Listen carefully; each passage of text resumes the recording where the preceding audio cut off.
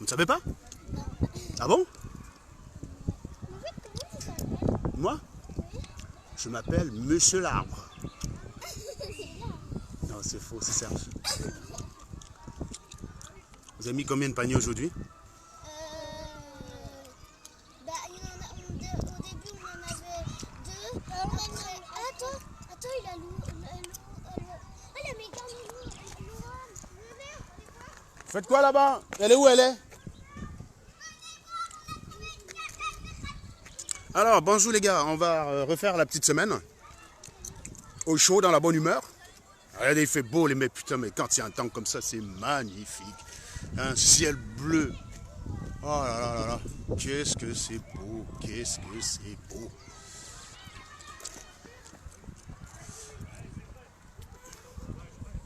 Donc, partagez-moi les bêtises. On va refaire la semaine. Il y a des choses intéressantes à dire sur la semaine. Des choses très très intéressantes, voyez-vous. Donc, je vous laisse quelques minutes pour partager. Lisez la plaquette en fait. Hein. Lisez la plaquette. Et vous allez voir en fait de quoi il en retourne pour ce petit direct. Voilà.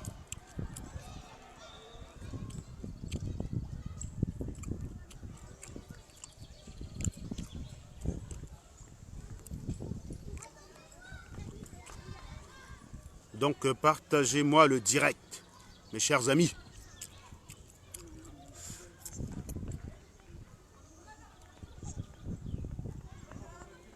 Oh, Shanovskiovic, ça va? Est-ce que Mbappé il existe pour de vrai? Tu dis quoi? Est-ce que Mbappé il existe pour de vrai? Est-ce que Mbappé existe pour de vrai?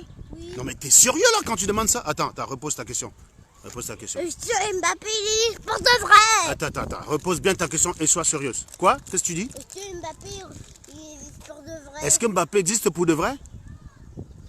Oui. Alors, je te retourne la question. Est-ce que tu existais lors de la dernière Coupe du Monde? Mbappé il gagne le feu. Ouais, mais surtout il est très intelligent. Il est très intelligent, Mbappé? Oui. Hein? Et toi, tu es intelligent, toi? Un petit peu. Tu es un petit peu intelligent? Oui. T'es sûr? Pourquoi tu dis? Petit peu. Un petit peu? Oui. T'es sûr que même le petit peu là? Ça c'est une Halloween. Chenovic, finis la conversation. Mbappé, tu parlais de Mbappé, n'est-ce pas? Sean, demande-leur de partager, Sean. Dis-leur, refaites la semaine avec mon papa. Vas-y, dis-leur ça. Non, sois sérieux, tu te positionnes comme Mbappé intelligent. Tu sais, Mbappé, quand il s'exprime face aux médias, il est sérieux. Voilà, tu es sérieux, tu dis refaites la semaine avec mon papa. On essaie la semaine avec vous, papa. Et sinon, tu demandais quoi là? Et Mbappé, il existe pour de vrai, je veux dire. Est-ce que Mbappé existe pour de vrai? Oui.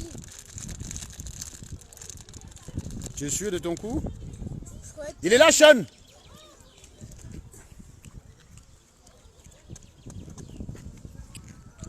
Où est-ce qu'il va, Sean?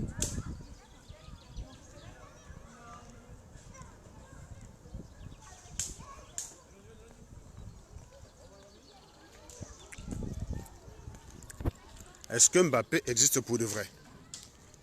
Question d'un gamin de 4 ans. Voilà, donc est-ce que vous êtes en train de partager? Salut Laringono, ça va toi? Est-ce que vous êtes en train de partager, mes chers amis? Partagez, hein, partagez. It's very important to share. Because nous commençons à atteindre le money time. Vous savez ce qu'on appelle le money time, c'est-à-dire que le temps décisif. Hein? Le temps à partir duquel, si l'investissement n'est pas crucial, il vaut mieux stopper l'investissement tout de suite. Hein? On appelle money time le temps au moment duquel il devient crucial soit de décider de poursuivre l'investissement, soit de stopper tout investissement. Donc nous sommes donc là en plein money time. Et donc partageons, on refait la semaine. On n'a pas beaucoup de temps. Je suis à un tournoi de mes enfants comme quasiment tous les samedis. Donc soyez disciplinés, partagez. Il y a un salopard qui m'a dit la dernière fois que quand tu as un récit intéressant, on ne demande pas aux gens de partager. C'est pour ça que comme professeur Niamsi est très intéressant, il ne vous demande jamais de partager, j'imagine. Quand on ne sait pas quoi reprocher à Serge Anango, on cherche tous les prétextes. Quand il fait la même chose que les autres, on lui reproche. J'adore ça. Bref, partagez, partagez. On vous demande de partager parce qu'avec vous, il faut quasiment vous rappeler toutes les semaines que si vous ne partagez pas et vous faites ce qu'on appelle la rétention d'informations, vous ne contribuez en rien à ce pourquoi vous battez. Les Sardinas, eux, non. Les Sardinas, d'ailleurs, sont très disciplinés. Hein. Remarquez qu'ils sont nombreux dans nos directs. Mais eux, ils ne partagent pas. C'est tout à fait normal parce que on est dans une lutte, médiatique. Bah, moi, je suis sûr Mbappé n'existe pas pour de vrai. Tu es sûr que Mbappé n'existe pas pour de vrai? Tu maintiens que tu penses que Mbappé n'existe pas pour de vrai, c'est ça? Tu peux Entre les deux. Mbappé, Il n'existe pas pour de vrai ou Mbappé, il existe pour de vrai. donc, alors, on ne s'énerve pas. Donc, tu dis... Ah, ça va, Aurore? Oui, Mbappé, il existe pour de Bah, vrai. et en fait, il fait ce qu'on appelle la palissade. Il dit soit Mbappé existe pour de vrai, soit Mbappé, il n'existe pas pour de vrai. Ça va, toi? Ça va, salut Donc, Sean. c'est sûr, c'est entre les deux Regarde, chaînes. on a Antoine Griezmann. Là, on a Antoine Griezmann. Antoine Griezmann Mbappé. Non, mais je veux dire, Il a les chaussures hein, de Mbappé, t'as vu? Bah, d'ailleurs, il faut que moi, j'aille m'acheter des chaussures de foot. Là, je vais recommencer le foot un petit peu. Moi. Ouais, c'est bien ça. Allez, Donc, bah, ça y est, ils ont fini de jouer. On rentre. Ah, c'est fini déjà pour vous, là? C'est fini Oui, pour vous, déjà? ouais, ils ont fait le plateau là. Ah, nous, on est en plein... Nous, c'est le tournoi, C'est le donc... basket, ouais, là. c'est basket. Ouais. On est encore en plein tournoi, là. On verra bien. Eh ben, parfait. Bon, bah, à tout à l'heure, ouais. Ciao. si on faisait le foot dans le terrain de foot. Tu dis quoi, Sean Bike? Si on faisait le foot dans le terrain de foot. Bah, Sean, tu dis quoi? Répète ce que tu viens de dire.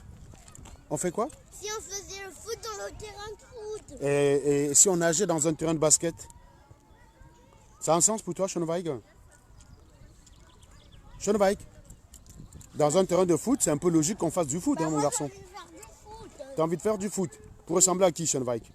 J'ai envie de faire du foot parce qu'il y a du foot ici. Ouais, tu veux faire du foot pour ressembler à qui? À Mbappé? Oui. Hein? Non, ça ressemble pas à Mbappé. Alors, Mbappé, il est comme toi, mais surtout, il fait pas de direct. pardon? Mbappé n'a pas besoin de faire des directs, tu sais pourquoi? Parce qu'il y a du foot. Non, parce que dès qu'il apparaît devant les médias, il y a 150 micros qui se présentent devant lui. C'est pour ça que Mbappé ne fait pas de direct. Tandis que ton papa, pour être écouté, il a besoin de faire des directs.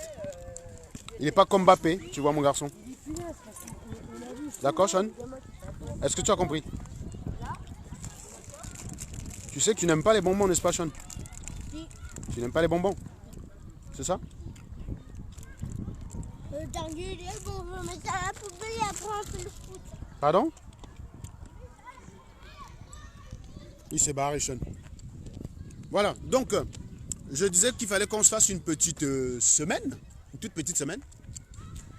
Ah, regardez comment il fait beau, putain, moi j'adore ce temps-là, regardez-moi ça. C'est bon, on va faire le foot. Mais il n'y a plus de ballon, il n'y a plus personne, regarde, le stade est vide. Tu as vu, il n'y a plus personne. Les entraînements sont terminés, Sean. Il est midi. Tu as vu, le stade, il est vide. Non, on n'escalade pas, Sean Vike, on n'escalade pas. On n'escalade pas. Vous qui êtes là, vous partagez, les gars. Vous savez très bien que c'est la règle. Hein. Faut partager, sinon vous ne servez strictement à rien. Il faut partager. Everybody share. Come on, come on, come on.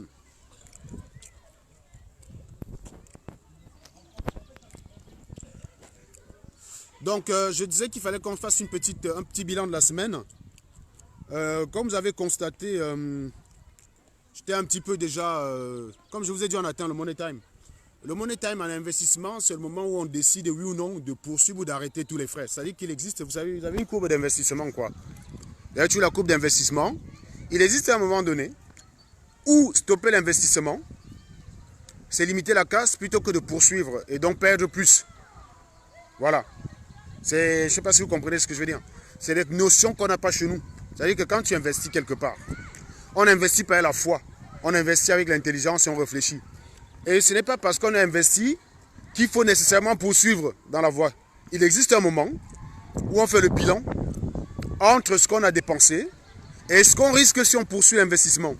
Si tu te rends compte que tu as perdu 100 000 et que tu n'as récupéré que 60 000, c'est-à-dire qu'actuellement tu es en perte de 40 000, et que si tu poursuis l'investissement, la probabilité que tu recouvres les 40 000 est infime et qu'il y a quasiment plus de chances que les pertes s'alourdissent, là tu stoppes.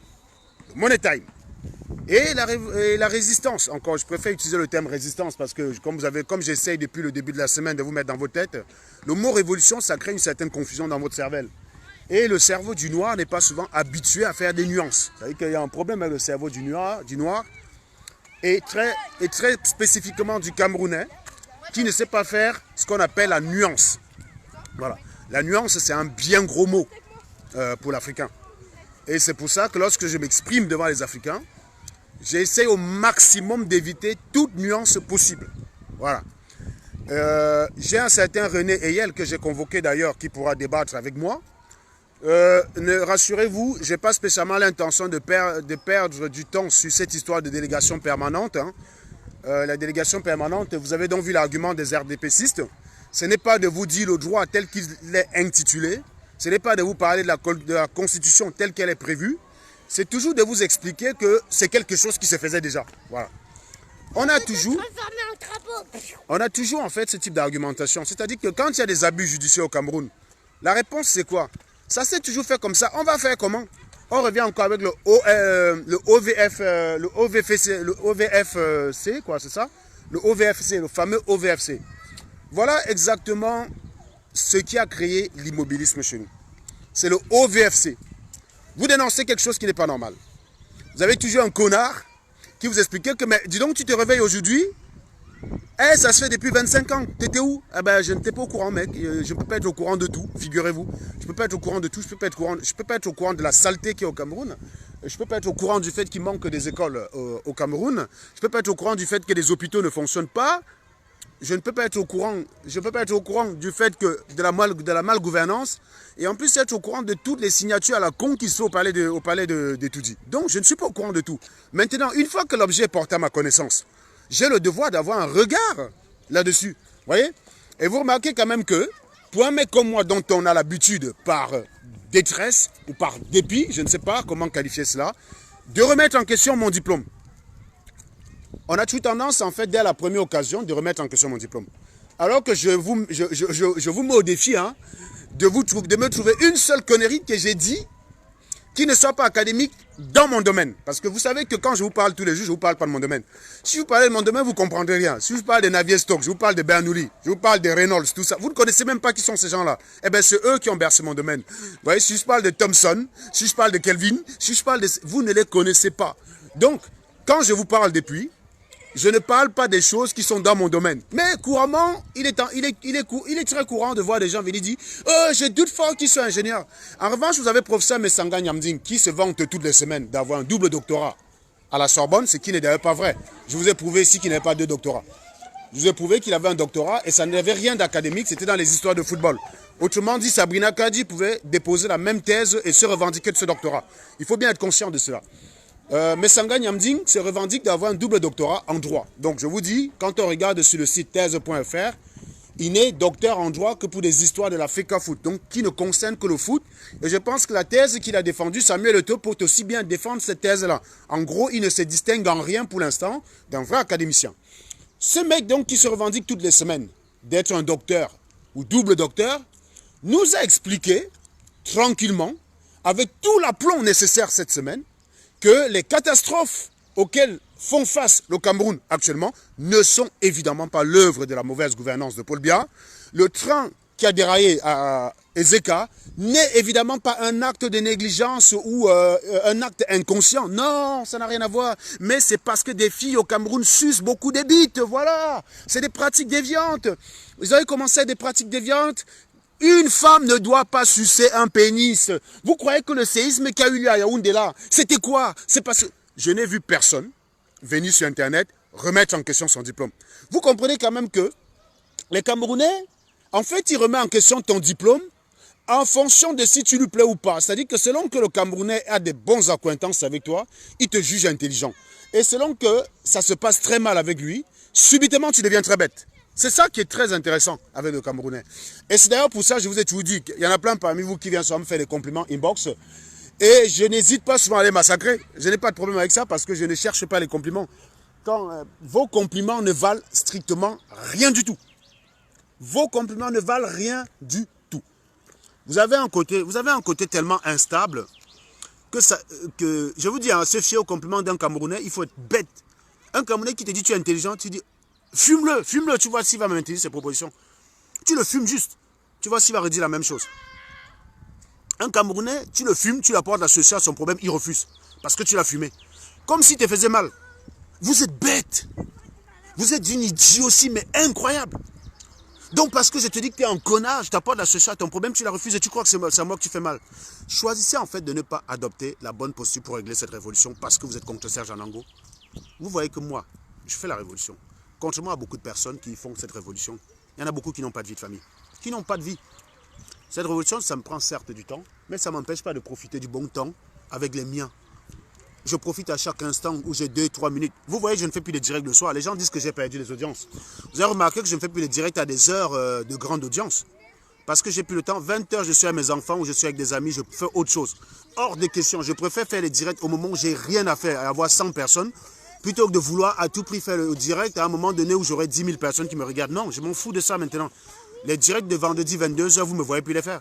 Parce que vendredi 22 h, j'étais à peine arrivé chez moi que je devais laisser mes enfants pour aller me mettre dans l'autre salle TV et passer 3 heures de temps avec des Camerounais qui allaient me dire « Ouais, Serge, j'ai bien parlé, franchement, tu es un génie, il faut des gars comme toi. » Et puis un matin, se levé dit que « Ah, Serge, c'est un problème pour la révolution, c'est un vrai traître. Je ne sais même pas si le gars est vraiment ingénieur. » Je vous rappelle que la catastrophe des ECA, je vous ai fait une analyse méthodique et académique. Vous avez un docteur qui vient à la télé, vous expliquez que la catastrophe des ECA est l'œuvre de la déviance sexuelle au Cameroun. Voilà. Ça, c'est ce que vous explique M. Messanga Nyamding. Catastrophe des ECA, œuvre de la déviance sexuelle au Cameroun. En gros, parce que Sabrina taille des pipes, ou bien parce que Bosco, l'importateur quinois, adore bouffer du gésier, eh bien, c'est à cause de ça qu'il y a des catastrophes des ECA. C'est sans doute pour ça qu'il n'y a pas d'eau potable dans tout Yaoundé. À Efoulan, vous savez, Efoulan, c'est un quartier où l'eau courante n'a pas coulé depuis plus de 3 siècles. C'est normal. Depuis que les matères là-bas ont commencé à tailler des pipes à leur Joe, ce n'est pas normal. Voilà, c'est à cause de ça, quoi. Je dirais une chose pareille, je ne sais pas ce qu'on dirait de mes diplômes.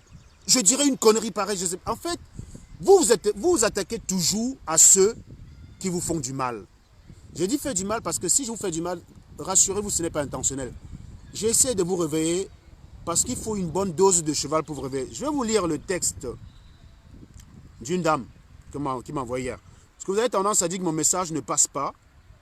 Je vais vous lire qu'il y a des personnes très aguerries qui comprennent que c'est la seule façon. Je viens de voir ton direct sur YouTube. Bon comme d'habitude, je kiffe. Il faut qu'ils soient courageux pour se libérer par leur propre bien. La diaspora a fait ce qu'elle pouvait. À eux maintenant de prendre leur destin en main. Il y a certains membres de ma famille qui m'ont demandé de venir marcher au Cameroun. Ça sera ma contribution.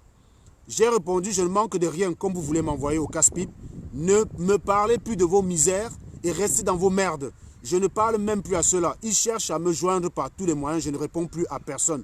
Depuis les premières marches jusqu'à ce jour, ils sont très bien inquiets. Ils méritent d'être traités comme tu le fais souvent. C'est la raison pour laquelle j'aime ta façon de faire. Ça les réveille un peu. Aux grands mots, les grands remèdes. Voilà. Ça, c'est une personne qui a l'habitude d'écouter ce que je dis. Je peux vous en lire d'autres. Je vous dis ça parce qu'il y a plein de connards qui m'expliquent souvent que parce que je suis brutal, mon message ne passe pas. Eh ben non. C'est la seule méthode aujourd'hui de parler aux Camerounais. Ce n'est pas pour vous déplaire, les gars. C'est parce que c'est la seule manière que vous... C'est la seule méthode pour que vous compreniez. Sinon, vous ne comprenez pas. Nous ne faisons pas de direct pour que vous nous regardez comme des 20 heures. Et le problème, c'est qu'à partir du moment où quelqu'un a des propos qui vous blessent à chaque fois, parce qu'il faut savoir encore une chose, hein, j'insiste ici, que pour avoir un problème avec un Camerounais, il ne faut pas forcément baiser sa femme. Tu n'es pas obligé d'en arriver là. Il suffit de lui dire la vérité, en fait. Pour que le Camerounais te déteste ta vie, il ne faut pas... C'est pas comme si... Je veux dire, le crime souvent ultime pour un Africain, c'est de lui piquer sa nana. Je vous dis en fait que même ça, ce n'est pas le plus grave. Le plus grave, la meilleure méthode pour se faire détester les Africains, c'est leur dire la vérité. C'est pour ça que moi, on vient tous les jours contester mon diplôme, alors que je n'ai jamais pris la peine de vous dire une connerie.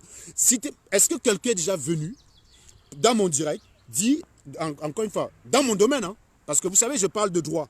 Quand je vous parle de constitution, je ne suis pas formé, je ne suis pas un constitutionnaliste. Ça relève de ma culture générale. Et force est de constater que malgré le fait que c'est une étude annexe qui relève de ma culture générale, j'arrive même parfois à être meilleur et bon pédagogue que ceux-mêmes qui se revendiquent de la formation. C'est ça qui est juste incroyable.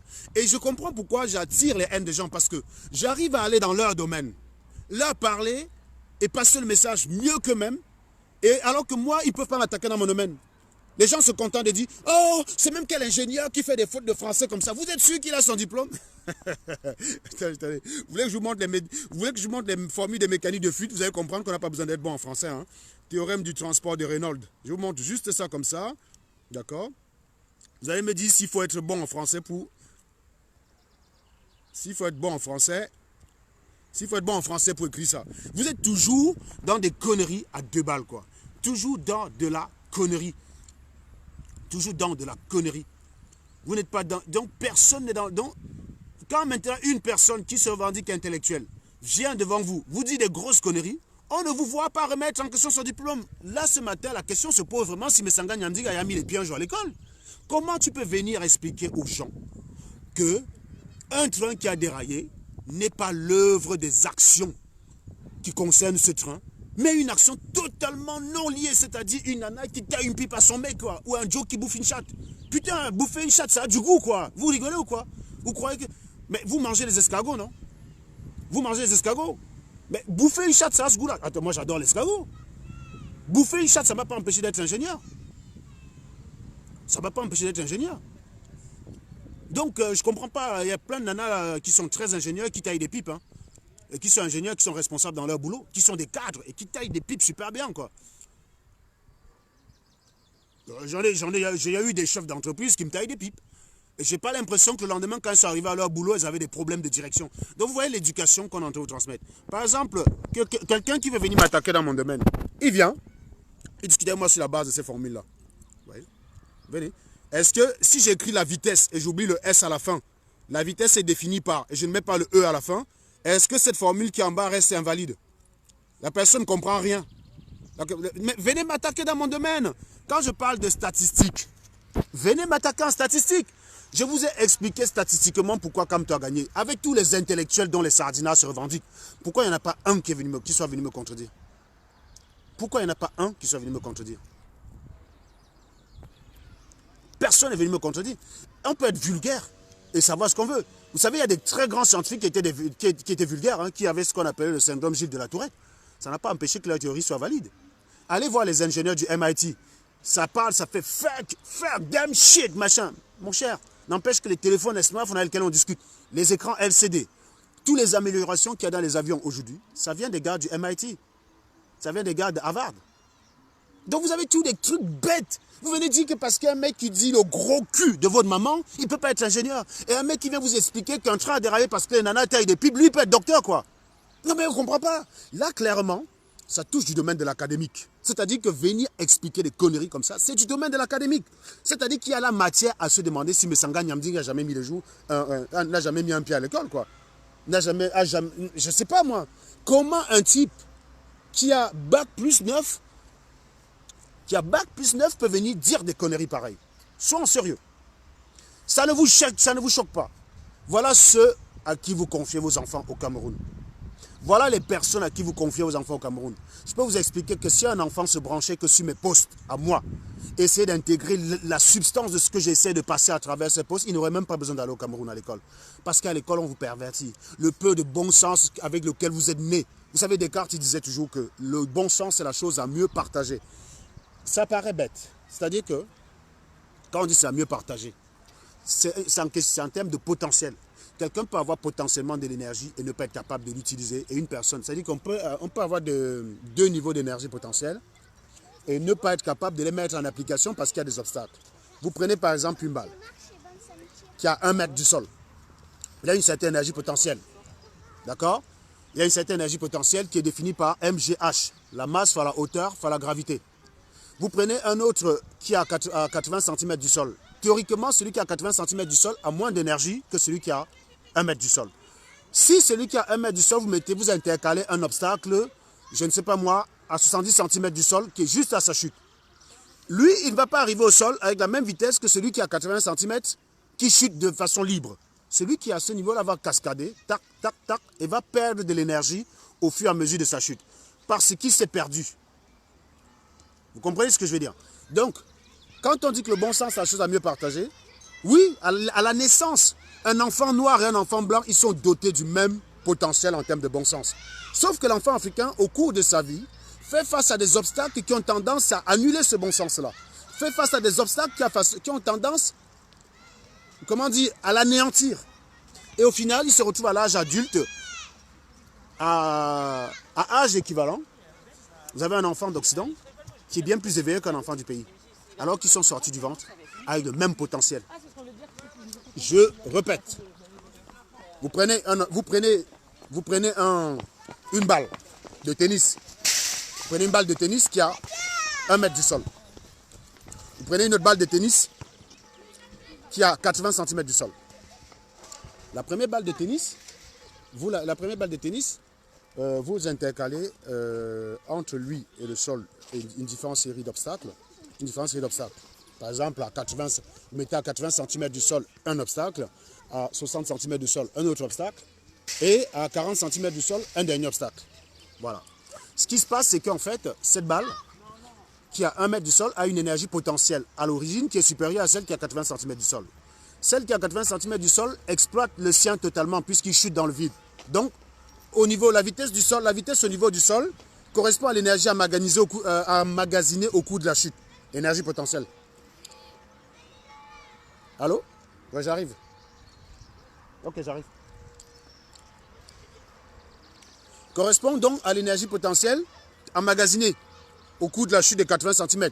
Ceux qui ont fait terminale C savent que lors de la chute, en l'absence de frottement et tout le Bataclan, l'énergie potentielle est totalement transférée en énergie cinétique. Donc la vitesse qui est au sol correspond à la vitesse correspondant à l'énergie cinétique égale à l'énergie potentielle. Vous ne comprenez pas ce que je veux dire, mais ce n'est pas grave. L'autre qui est à côté à 1 mètre, théoriquement a une énergie supérieure puisqu'il a 1 mètre du sol. Normalement, il devrait arriver au sol à vitesse plus importante que celui à 80 cm. Mais comme on a intercalé des obstacles entre lui et le sol, il va d'abord rebondir à 60 cm. Là, si le truc est à 70 cm du sol, le premier obstacle à 70 cm du sol, ça veut dire qu'il y a 30 cm de lui. Donc il arrive à ce niveau-là, premier frein de la vitesse. Donc la vitesse l'énergie qu'il a emmagasinée, bah, ma foi, c'est l'énergie des 30 cm de hauteur. Maintenant, il descend, prochain obstacle à 40 cm du sol, donc à 30 cm de lui. Donc il rechute encore que de 30 et au final il arrive au sol avec une vitesse quasiment correspondante à 40 cm de hauteur. Et donc il était potentiellement plus haut que l'autre, mais il arrive plus bas parce qu'il y a eu des obstacles. Et l'éducation qu'on transmet chez nous sont des obstacles au bon sens. C'est la raison pour laquelle je m'inquiète sérieusement quand je sais que nous envoyons nos enfants à l'école entre les mains des gens comme Essanga Nyamding. Voilà pourquoi, depuis des années, on a des accidents au Cameroun. Personne ne s'est jamais intéressé à la cause des accidents. Parce qu'on explique tout le temps. Donc, non, Nyanga, c'est l'éducation qu'on vous transmet en Afrique qui est un obstacle au bon sens. L'éducation transmise en Afrique est un obstacle au bon sens. Le bon sens aurait voulu que dès les premières marches en Europe, vous preniez la relève chez vous. Mais on vous a éduqué à être des légumes. On ne vous a jamais éduqué à être des gens qui prennent en main leur leadership. Vous n'êtes pas éduqué pour être des leaders, vous êtes éduqué pour être des sujets. L'éducation africaine, c'est au-delà, hormis ceux qui ont le pouvoir, hormis ceux qui appartiennent à une caste qui a le pouvoir, le reste, vous êtes des sujets. Vous êtes des sujets. Donc vous fermez vos gueules. C'est pour ça que dès lors qu'il y a des personnes d'ailleurs qui sortent même de la pauvreté au Cameroun, ils ont tendance à vouloir se prendre tellement au sérieux. Moi, j'ai discuté, cette semaine, j'ai discuté avec Stella, qui actuellement travaille à l'Élysée. Elle expliquait comment il y a un des responsables de là où elle travaille, parce que donc elle a vu dans le cadre de son travail le mec costard, cravate, épinglé, machin, bidule, hyper sérieux. Et puis le soir, au moment de rentrer, prendre un vélo. Il s'était changé pour prendre son vélo pour rentrer. Tu n'avais pas l'impression que c'était le même responsable. Le type, il est responsable à l'Élysée. Quand il est là, il fait ses grandes réunions, c'est un mec, son agenda est bardé. Quand il fait ses réunions, c'est un big boss machin. Et à la fin, il prend son vélo pour rentrer. Au Cameroun, dès qu'on nomme un petit connard à un petit poste, il n'a même pas encore fait ses preuves. Costume, cravate, attaché, serré comme ça, là, il achète une vieille voiture, il prend un chauffeur qui ne va pas payer tous les mois et il s'assoit derrière à droite. En France, il n'y a que les ministres qui ont des chauffeurs. Et d'ailleurs, il y a une phrase en France que les anciens ministres ont l'habitude de prononcer. Les anciens ministres disent toujours: tu sais désormais que tu es ancien ministre, quand tu t'assois dans la voiture, à l'arrière, tu vois qu'elle n'avance pas. Parce qu'un ministre, qu'est-ce qu'il a l'habitude de faire? Dès qu'il sort de son bureau, il y a une voiture qui attend, il s'assoit à l'arrière, la voiture s'en va. Et on dit ici là que tu reconnais que tu es ancien ministre quand tu t'assois dans une voiture à l'arrière et tu vois qu'elle n'avance pas. Parce que personne ne peut se payer un chauffeur sauf les hommes d'affaires. Un ancien ministre conduit sa voiture lui-même. Il conduit sa voiture lui-même. Payer un chauffeur ici avec les charges, c'est au moins 4 000 € que tu vas verser comme ça. Entre les charges et le salaire du gars, si tu lui verses 1 500 € de salaire mensuel, ça te coûte au moins 3 200 € net qui partent de ton compte. Donc si tu as une enveloppe de 10 000 € par mois en tant qu'ancien ministre, ça fait 3 000 que tu balances au chauffeur. Personne ne fait ça. Donc le mec qui conduit sa voiture lui-même ou il prend des taxis. Mais personne ne se paye le chauffeur. Personne ne se paye un chauffeur ici. Or, les gens ont fait au Cameroun des écarts abyssales entre les salaires minimums et les salaires. Donc un gars qui est ingénieur au Cameroun, qui arrive à trouver un bon poste s'il est dans la Sardinavie, il peut émarger 800 000 de salaire par mois. Alors que le chauffeur est payé au SMIC, 36 000. On explique au chauffeur qu'il peut... Donc, vous comprenez que même un type qui gagne 300 000 par mois au Cameroun peut se payer un chauffeur. Et ce n'est pas une bonne nouvelle pour l'économie camerounaise. Ça veut dire que les écarts sont très importants. Moi, même si je partais au Cameroun, dans les conditions dans lesquelles on m'avait proposé un salaire en 2008, payer environ dans les 3,5 millions net par mois, vous imaginez ce que j'aurais pu faire avec ça? Je pourrais embaucher 10 personnes. Vous savez qu'il y a plein de connards qui sont sur Internet qui viennent souvent m'attaquer. J'aurais pu les embaucher tout le monde. Donc vous comprenez que c'est une question d'éducation. Au Cameroun ici, au Cameroun, vous prenez au sérieux dans le vide. Vous prenez au sérieux dans le vide. Alors qu'ici, même ceux qui ont des lourdes responsabilités ne se prennent pas au sérieux. J'ai déjà expliqué plusieurs fois ici que j'ai travaillé avec des responsables qui venaient à vélo. J'en ai même un que, quand il pleuvait, c'est moi qui le raccompagnais chez lui. Mais je l'ai raccompagné chez lui dans le 14e. Je ne peux pas bailler une maison là-bas, lui il avait la maison. Donc tu vas lui dire qu'il roule en vélo, mais baille la maison, donc oui, baille, on voit.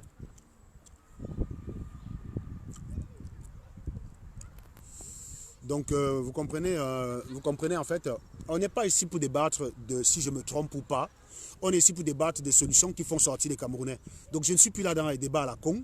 Donc Gomart, tu es bloqué directement parce que vous voulez toujours perdre le temps dans les discussions à 2 balles. Je suis ici pour donner les raisons de sortie. Je vous dis encore sincèrement, quand je regarde Messanga Nyamding, je vous dis qu'il est urgent de dégager ce régime.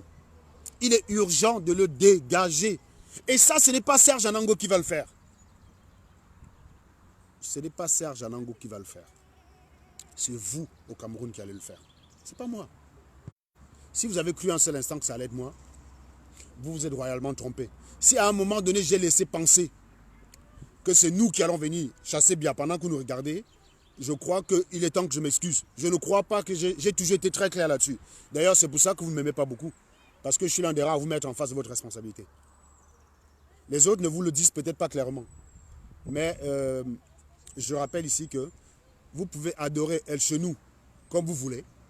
Ce n'est pas parce qu'il se déguise en clown avec une tenue militaire qu'il va venir chasser bien à votre place. Il ne mettra jamais les pieds au Cameroun. Il ne mettra pas les pieds au Cameroun. Moi, je n'ai pas l'intention de venir au Cameroun, bien entendu. Je suis très bien là. Vous croyez que je vais laisser ça pour aller en prison? Pour les gens qui ne valent pas la peine. Regardez le beau temps, la bouffée d'oxygène. Regardez ce qui m'entoure. Vous croyez que le printemps a commencé, on se dirige vers l'été, et je vais venir aller au Cameroun à la place des connards qui me regardent. En fait, c'est à vous d'aller en prison. Parce que vos conditions de vie en liberté ne sont pas différentes des conditions de vie en détention. Un prisonnier d'un Kondengui, est-ce qu'il vit moins bien qu'un gars qui habite dans les marécages de Makepe? Non, soyons sérieux. Qui a plus de raisons d'aller se battre? C'est pas moi. Regardez, moi, je suis ici à mes enfants. Le dimanche, ça ne me coûte pas grand-chose. Regardez les infrastructures que mes enfants peuvent en revoir pour jouer. Je reste à mon fils, je m'ennuie. Il me dit, allons, start. C'est du synthétique, hein. Il n'y a pas de saleté. Ce que vous voyez là, c'est juste les herbes. Les feuilles d'arbres qui sont tombées. C'est le printemps, les gars. C'est fumé. Donc, moi, qui ne suis pas concerné par vos conditions de vie misérables, je vais laisser ce que je fais pour venir mourir à votre place au Cameroun. Vous rigolez ou pas? Ça ne va pas dans votre cerveau? Je vous dis, c'est à vous d'aller en prison. C'est à vous qui me sont attaqués. J'aime bien leur donner la parole. Parce que vous savez, les sardinards, je vais vous dire une chose. Ne soyez pas impressionnés par les sardinards qui m'attaquent. Les sardinards qui m'attaquent, ils savent au fond que j'ai raison. J'en tiens pour exemple Amer Kamer. J'en tiens pour exemple l'abruti d'Envol Cameroun. Et j'en tiens pour meilleur exemple Marlène Mvoutou, avec laquelle j'ai passé 3 heures. Ils savent très bien que j'ai raison. Ils savent tous que j'ai raison. Et je vais même vous dire une chose. Les gens même qui reconnaissent le plus les capacités que j'ai, c'est les... Mais vous savez, en Tontina, je vous ai souvent dit que la culture bamileke, parce que le problème au jour d'aujourd'hui, la culture bamileke, en fait, c'est une culture de traîtrise. rassurez-vous, je le dis depuis des années, hein, on m'a dit attaquer plusieurs fois en disant que je ne dois pas être un Bami parce que j'insulte beaucoup les Bamileke. La culture Bamileke cultive la trahison. Observez une chose.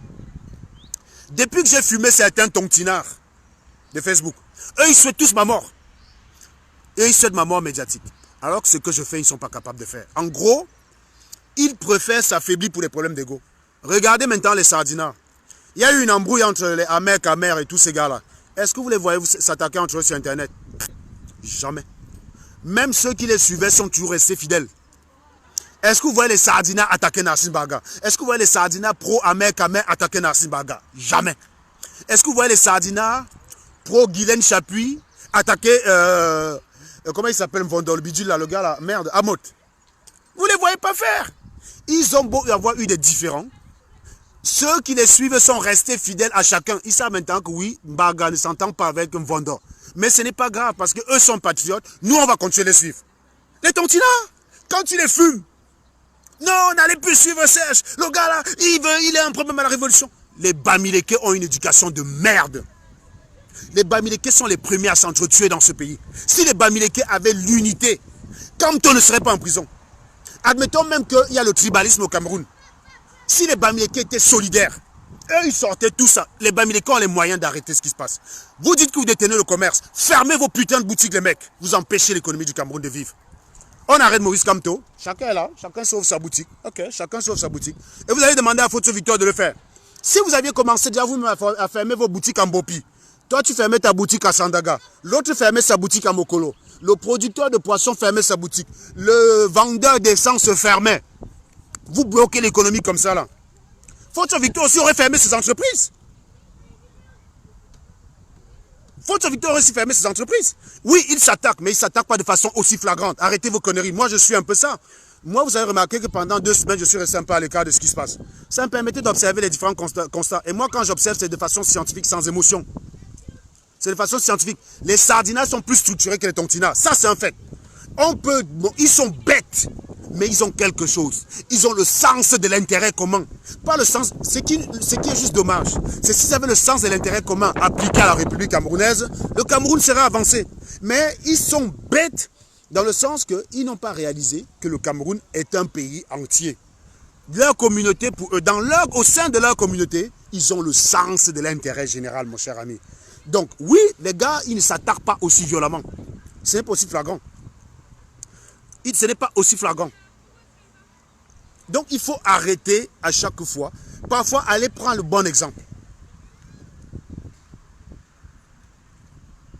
Nadine Obam, il faut savoir raisonner. La différence, c'est que je n'attaque pas les gens pour rien. Quand quelque chose est anormal, que ce soit côté Sardina, que ce soit côté Tontina, je dénonce. Je ne peux pas aller... Si un jour on accuse Narcisse Baga de viol, je vais le fumer fort de la légitimité que j'ai eue en fumant mon propre camarade qui était accusé de viol.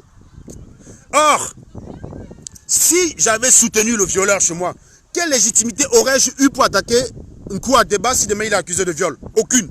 Vous voyez donc que vous êtes le véritable problème de ce pays. Vous n'arrivez pas à comprendre les gens qui sont droits. Nadine Obam vient ici, me dit j'attaque sans scrupule. Mais je n'ai pas de scrupule à fumer quelqu'un qui mérite d'être fumé. Vous rigolez ou quoi?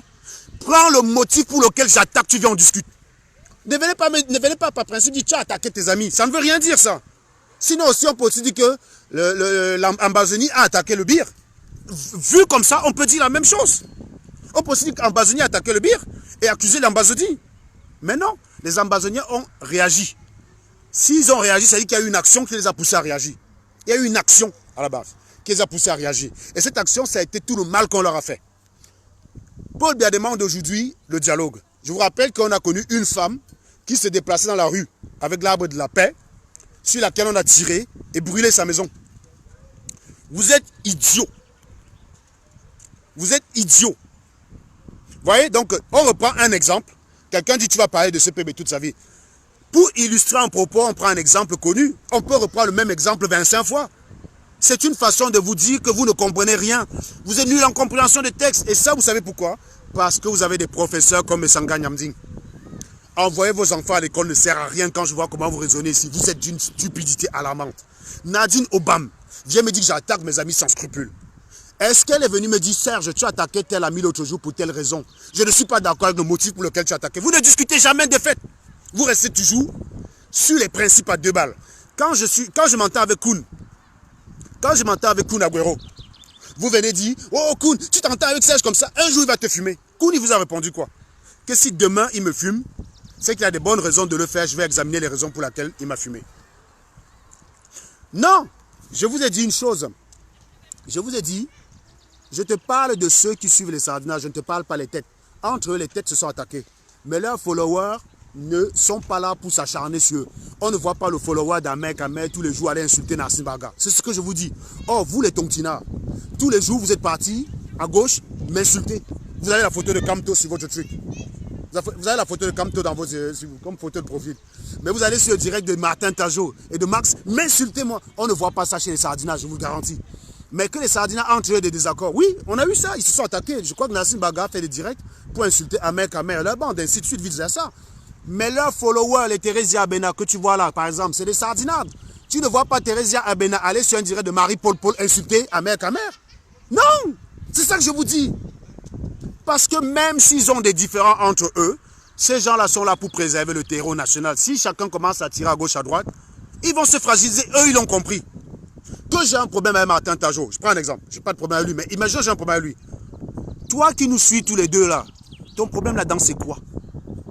Nous les deux on se bat pour Kamto. Est-ce que nos différends doivent t'affecter toi dans ta façon de suivre, dans ta façon de venir prendre les instructions et de les partager? Non. Parce que tu es un Bamileke. Et les Bamileke sont éduqués pour être méchants. Oui, je vous le dis sincèrement. Les Bamileke c'est la jalousie. C'est l'éducation de la jalousie. Un Bamileke dès que tu le dépasses, il parle mal de toi. Un Béti, les Bétis sont solidaires entre eux. Voilà pourquoi quand on nomme un responsable Béti, il nomme tous les gars de son village.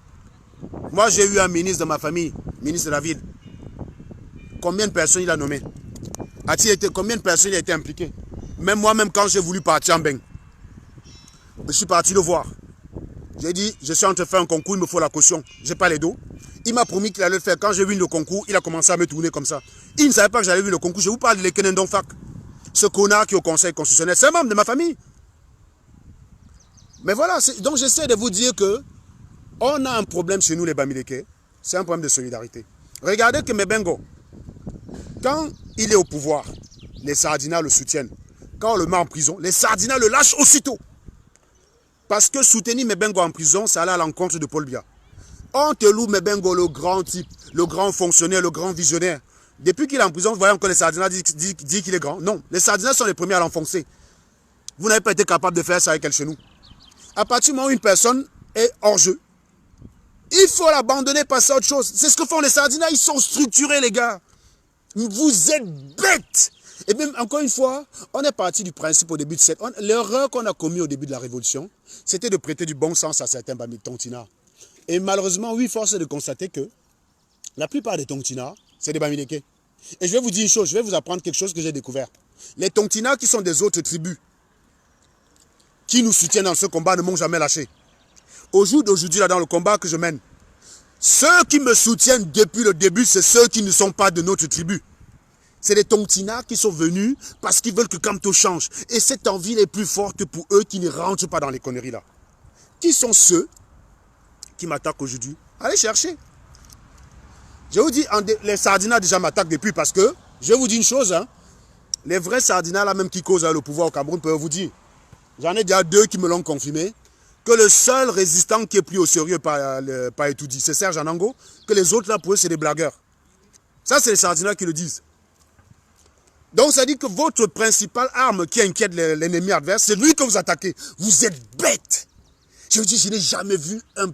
Je vous dis que... Hein, la tribu, dire que les Bamileke, c'est pas un peuple solidaire, c'est pas aujourd'hui que je le dis. Rappelez-vous l'année dernière, Ahmed Kamer, du Kamer, c'est ça, avait fait un post pour m'attaquer parce que j'avais fait un direct pour insulter les Bamileke. Les Bamileke sont les premiers à lâcher Photo Victor. Qui sont ceux qui ont insulté Photo Victor sur Internet? Ce ne sont pas les boulous, ce ne sont pas les bêtis, ce ne sont pas les... Je regarde, hein, j'ai les yeux pour voir. Hein, et moi, je regarde avec un œil scientifique. Je suis toujours dénudé d'émotion. C'est pour ça que même si ça va dans le sens que ça ne m'arrange pas, je regarde avec lucidité. Je suis sûr qu'on s'attendra à ce que moi, Bamileke, je vienne faire ici l'apologie de la culture Bamileke. Non. Est-ce que vous me voyez parler le patois? Jamais. J'exècre la culture Bamileke. Vous ne pouvez même pas avoir idée. Je vous dis, j'exècre la culture Bamileke. C'est l'un des principaux obstacles au bon sens. La culture Bamileke est une culture d'asservissement. Vous savez, chez les Boulous, il y a ce qu'on appelle le respect du droit d'aînesse. Mais la domination qu'ils font n'est pas aussi exacerbée que chez nous, les Bamileke. Chez nous, les Bamileke, on te dit carrément que quand tu as en face de toi un adulte, ton cerveau, tu le mets sur pause, c'est le cerveau de l'adulte qui marche. Non. Moi, j'ai eu beaucoup d'amis Boulous. Ils étaient potes avec leurs parents. J'avais des amis Bassa à Fumbot. Tu les voyais causer, même des femmes avec leur père. Ils étaient potes, quoi. Et ça éveille l'esprit. Vous ne pouvez pas avoir idée. Or, quand tu vas chez un Bamileke, c'est toujours « Ah, papa, papa ». Le papa, même quand il te regarde, tu baisses ses yeux. Tu n'as même pas... Toi-même, la femme du Joe, tu n'as même pas le droit de le look dans les yeux, quoi. Moi, je connais les femmes Bamileke qui appellent leur mari papa. Je ne sais pas comment tu fais quand tu veux lui tailler une pipe. Enfin, une pipe qui est... Une pipe qui, d'ailleurs, d'après un docteur camerounais, est à l'origine de tous nos drames. Voilà, il faut rappeler ça. Non, ce n'est pas une question de concevoir. Vous ne pouvez pas... Attends, Kevanzik. Il faut savoir que dans la vie, il y a ce qui relève du relatif et ce qui relève de l'absolu. Quelqu'un qui est intelligent, qui fait des démonstrations que tu ne comprends pas, ne devient pas subitement belle le lendemain parce qu'il t'a dit le gros cul de ta mère. C'est idiot que d'avoir ce genre de perception. Je ne comprends même pas comment un cerveau peut arriver à intégrer cela. Je vous ai dit une chose. Vous avez le droit d'avoir un avis sur une personne et de le changer. Uniquement à contradiction, à condition, s'il y a des éléments produits qui sont de nature à remettre en question l'avis que vous avez fait. Vous ne pouvez pas venir dire « Non Serge, tu as un atout pour la révolution. Franchement, je suis dans cette révolution à cause de toi. Tu m'as convaincu que Maurice Kamto a gagné tes démonstrations-là. Aucun tontina ne pouvait faire, aucun sardinat ne t'a mis en contradiction. Et puis subitement, Serge, tu as un problème pour la révolution. Tu insultes trop les Camerounais. Waouh! Depuis qu'on me voyait faire les dieux, vous m'avez vu être tendre avec les Camerounais? Vous m'avez déjà vu être tendre avec les Camerounais? Vous m'avez déjà vu un seul jour ouvrir ma gueule dire que les Camerounais sont intelligents? Vous m'avez déjà vu un jour, dans vos délits là, que vous dites que les Bamileke sont une tribu très intelligente. Vous m'avez déjà vu venir vous dire que je suis très intelligent parce que je serai Bamileke? Vous m'avez vu venir dire ça? Jamais de la vie. Je vais vous dire une chose. Je prends le cas de ma famille. Les enfants de ma mère et de mon père sont parmi ceux qui étaient les plus intelligents. Je ne veux pas dire qu'on est les plus diplômés, quoique. Si je regarde ma famille paternelle et ma famille maternelle, oui. Donc pour vous dire que même dans ma famille, les enfants de Chetago sont ceux qui sont partis le plus loin. On a l'avantage, dans ma famille, de ma mère, de mon père, à être les rares à avoir passé nos diplômes sans redoubler. C'est-à-dire que moi, je n'ai redoublé que la 5e, et Platini, mon petit frère qui me suit, n'a redoublé que la CIL. Platini a redoublé la CIL et la 6e, autant pour moi. Platini a redoublé la CIL et la 6e. Mais nous sommes partis très loin. Dans notre famille, j'étais l'un des rares de ma famille à avoir passé le BEPC sans avoir redoublé. Je fais partie des rares à avoir eu la mention. L'autre aussi, si j'élargis un peu la famille au cercle de cousins, il y a un autre de mes camarades de classe, de mes cousins, qui est sur ce direct qu'on appelle Augustin, qui est un grand frère à moi. Il fait partie des rares que je savais quand j'étais petit, qui passaient ses examens sans les reprendre. Nous ne sommes pas nombreux. Augustin, aujourd'hui, est en France. Il a été primé comme expert chez Valeo. Ce n'est pas parce qu'il est Bamileke qu'il est bon. Ce gars aussi, s'il avait voulu suivre la voie de l'éducation qu'on l'imposait, il serait un légume aujourd'hui.